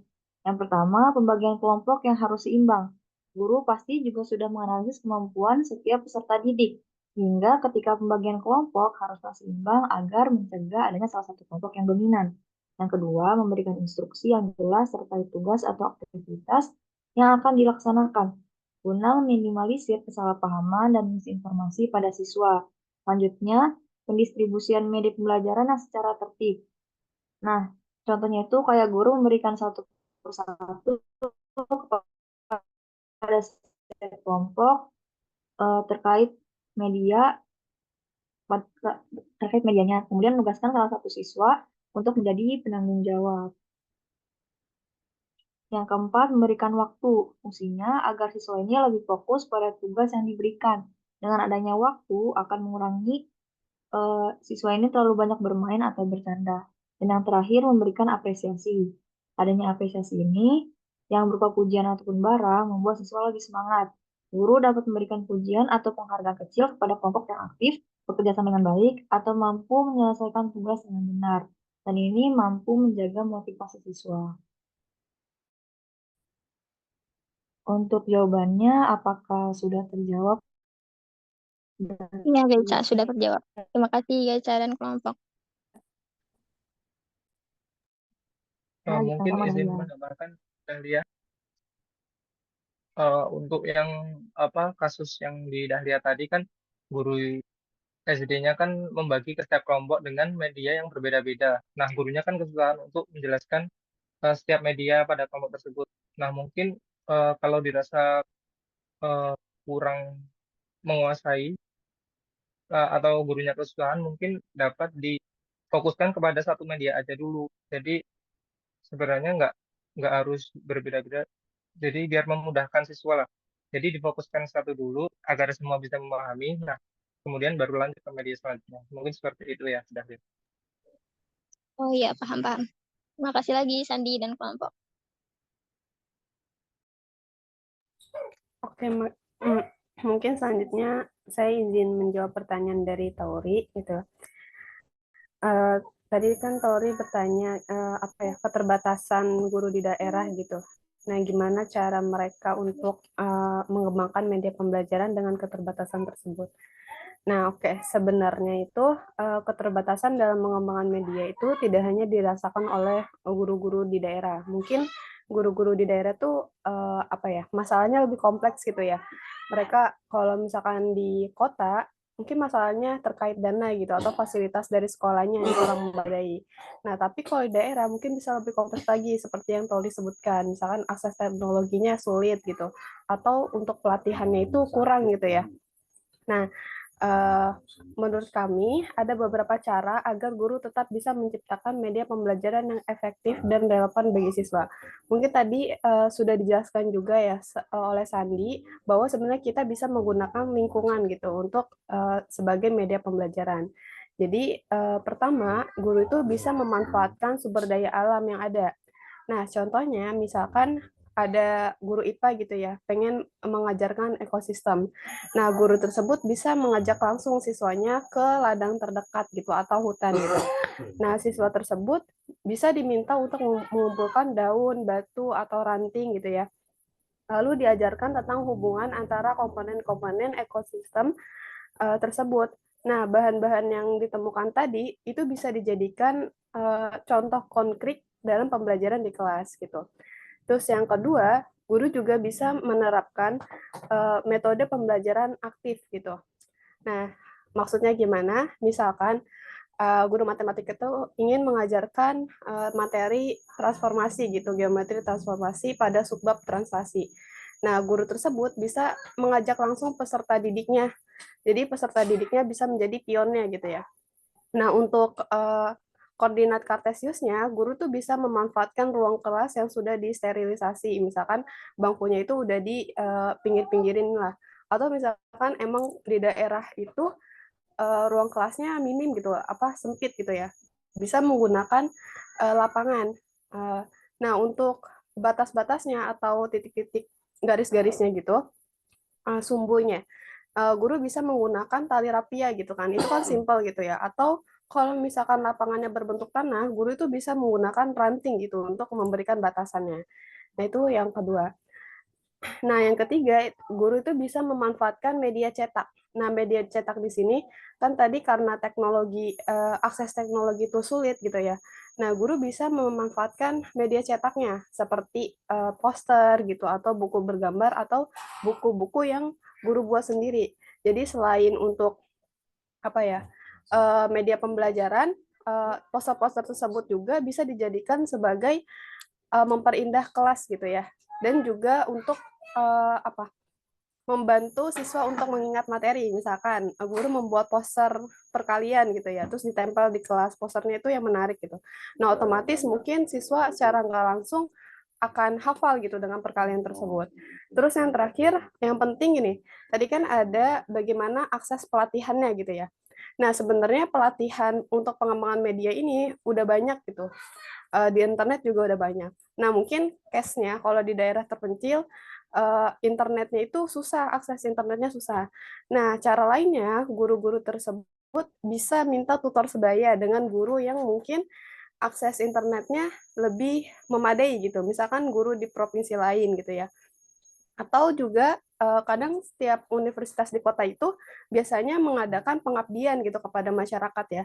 Misalkan ada pengabdian di daerah tersebut, nah guru tersebut bisa mengikuti pelatihan pengembangan media tersebut. Oke, mungkin segitu dari saya. Tauri, apakah menjawab? Sudah sangat cukup menjawab. Nah, terima kasih Sister dan kelompok. Oke, Wi. Berikutnya pertanyaan dari Leskia ya. Bagaimana guru dapat menilai efektivitas lingkungan sebagai media pembelajaran yang digunakan di luar kelas, seperti karya wisata atau praktik lapangan? Nah, sebenarnya pada karya wisata sendiri kita bisa menggunakan seperti lembar kerja ya. Jadi kita tetap tahu apa yang dilakukan siswa secara tertulis di lembar kerjanya dia. Nah, berikutnya bisa dilakukan juga dengan diskusi setelah karya wisata atau presentasi dari setiap kelompok. Jadi setelah kegiatan, guru dapat mengadakan diskusi kelompok atau meminta siswa membuat presentasi mengenai apa yang mereka pelajari. Ini membantu guru untuk menilai pemahaman siswa secara lisan dan bagaimana mereka mengaitkan pengalaman yang mereka dapatkan kepada materi yang sedang dipelajari. Nah, berikutnya juga bisa dilakukan dengan kuesioner atau uji pemahaman pada peserta didik. Dari saya cukup, mungkin dari Lesya apakah ada feedback? Oke, berarti bisa dilakukan lewat lembar kerja, diskusi, dan kuesioner ya? Iya, betul. Oke, sudah menjawab. Terima kasih kelompok dan Sandi. Selanjutnya izin jawab pertanyaan dari Ratno. Pertanyaan itu bagaimana media pembelajaran dapat dirancang agar menjaga motivasi siswa dalam jangka panjang? Apakah ada strategi khusus atau efektif agar media yang sama tetap relevan meskipun digunakan berulang kali? Nah, sebenarnya kalau efektif dari media pembelajaran itu kan kalau misalnya biar efektif banget harus kayak terfokus ke satu orang gitu ya. Cuma kan kalau misalnya kita ngajar di dalam kelas yang isinya banyak, nggak mungkin kita bikin media pembelajaran untuk 30 orang gitu. Nah, tadi kan juga disebutin ada teknik penggunaan media pembelajaran yang digunakan secara perorangan, per kelompok, dan juga secara massal. Nah, jadi kalau misalnya buat ngajar privat gitu, mungkin bisa kita fokuskan penggunaan media pembelajaran untuk satu orang tersebut gitu. Tapi kalau saya di dalam kelas yang isinya banyak, bisa menggunakan media pembelajaran yang bisa dilakukan secara berkelompok gitu. Nah, tapi selain itu ada beberapa cara untuk dapat merancang media pembelajaran yang interaktif dan juga menarik supaya bisa menjaga motivasi siswa. Yang pertama, kita bisa variasi konten. Jadi, waktu penggunaan media pembelajaran ini bisa menggunakan berbagai jenis media, bisa dari video, animasi, permainan edukatif, atau lainnya gitu, biar menghindari rasa bosan siswa gitu. Nah, terus bisa juga pakai penggunaan teknologi, misalnya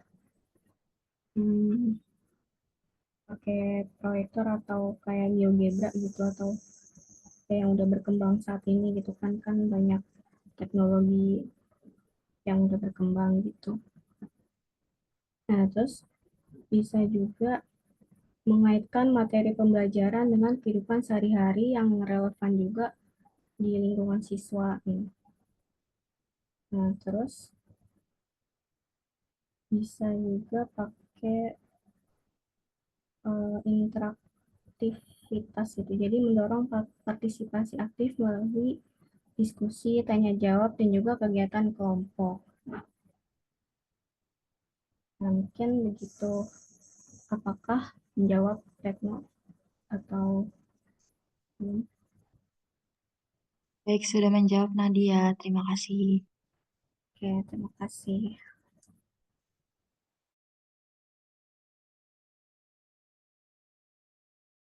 Oke, terima kasih. Oh, terima kasih ya sudah aktif di dalam apa namanya presentasi maupun tanya jawab. Oh, presentasinya bagus, tanya jawab jawabannya juga bagus gitu. Makasih banyak nih kalian apa namanya, saya apresiasi untuk mata kuliah ini.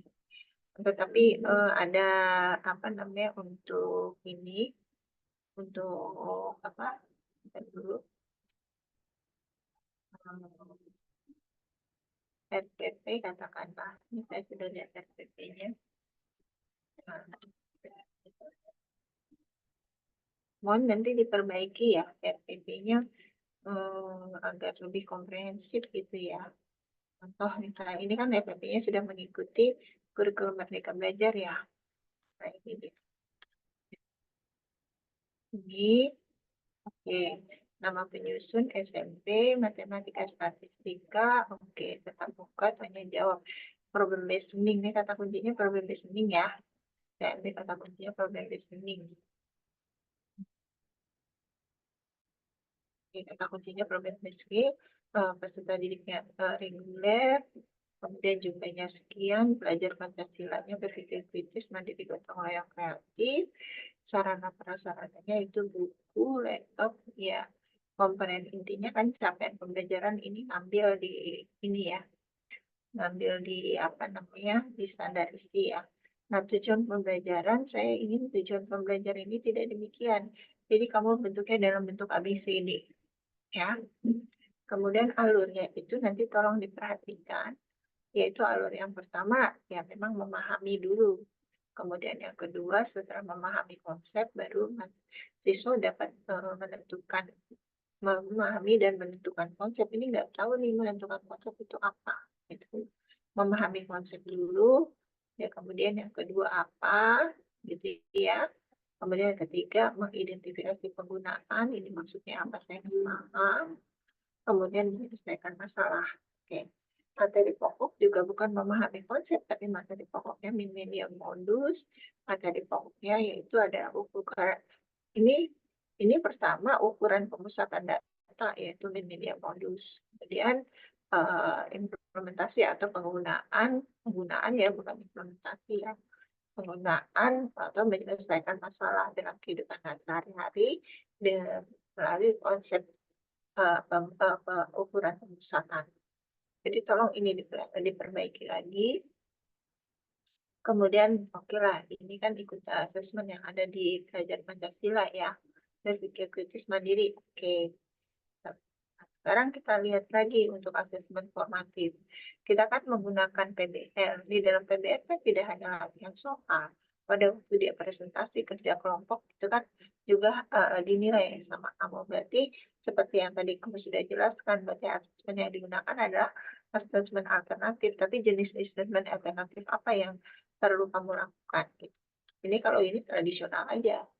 Asesmen sumatif ini saya tidak melakukan ini sumatif karena asesmen formatif itu berlaku pada pembelajaran berlangsung, sedangkan asesmen sumatif itu berlaku pada UTS dan UAS. Ya. Kemudian tolong kriteria penilaian seperti apa, kemudian pemahaman bermakna ya sudah tidak apa-apa, kemudian kegiatan awal.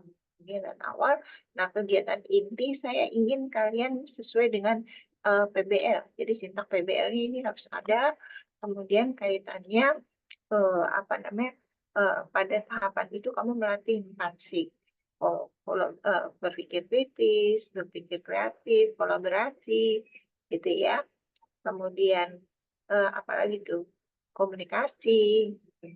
Ini harus ada bagian-bagian ini, walaupun kamu sudah jelaskan secara runtut, gitu ya. Nah, refleksinya sudah kamu oke. Bahan bacaan guru, lembar rubrik penilaian. Nah, begitu nanti ini kan kaitannya dengan penilaian. Jadi tolong diperbaiki lagi sehingga lebih komprehensif. Saya beri contoh ya.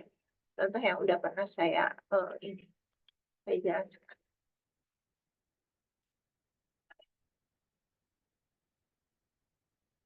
Nah, ini bentar. Oh, bukan ini. Dulu. tolong dipelajari, diinikan lagi ya. Nanti kamu perbaiki dulu, nanti presentasi kembali yang berkaitan dengan NPP, tapi perbaiki dulu. Bentar saya ambil dulu ya.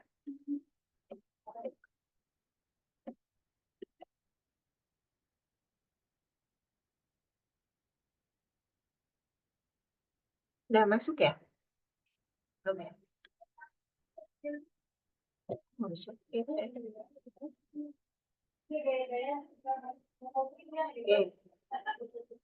Ini RPP-nya nih RPP COVID ya, waktu COVID. Tapi lihat ini nanti kamu tambahkan materinya materi apa. Kemudian tujuan pembelajarannya saya minta ABCD. Kemudian juga nanti medianya apa, alatnya apa, sumber belajarnya apa, ya. Kemudian model pembelajarannya apa, gitu.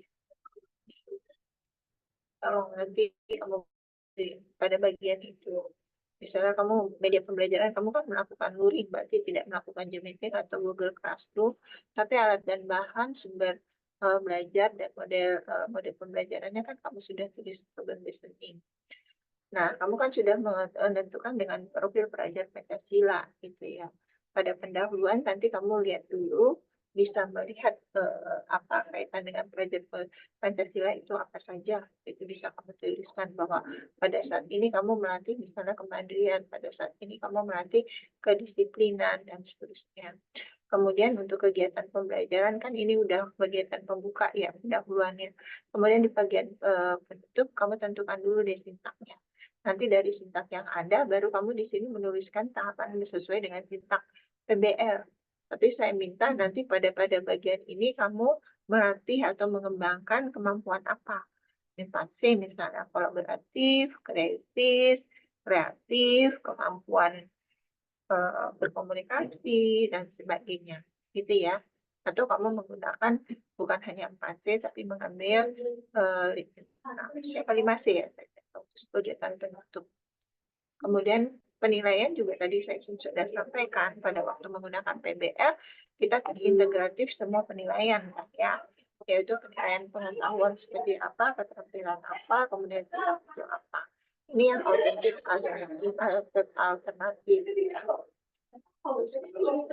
Nah, tolong diperbaiki lebih dahulu. Ini saya baru lihat satu. Tolong direvisi kembali semuanya. Nanti setelah ini tugas kamu. Ini sudah mempresentasikan perangkat apa media pembelajaran dan bahan ajar. Monggo silakan kalian mengembangkannya. Tadi sudah dipresentasikan, presentasinya bagus banget. Nah, kamu mengembangkan misalnya bahan ajar yang berkaitan misalnya median modus dengan pendekatan apa problem listening gitu ya. Kemudian yang kedua, kamu mengembangkan media pembelajaran. Misalnya kamu mengembangkan media pembelajaran misalnya dengan menggunakan PPT dan video pembelajaran. Silakan. Ya. Jadi ya, mohon dibikin. Minggu depan kan harusnya UTS, tapi kita masih materi ya. Nanti minggu depan lain presentasi semua presentasi. Ya.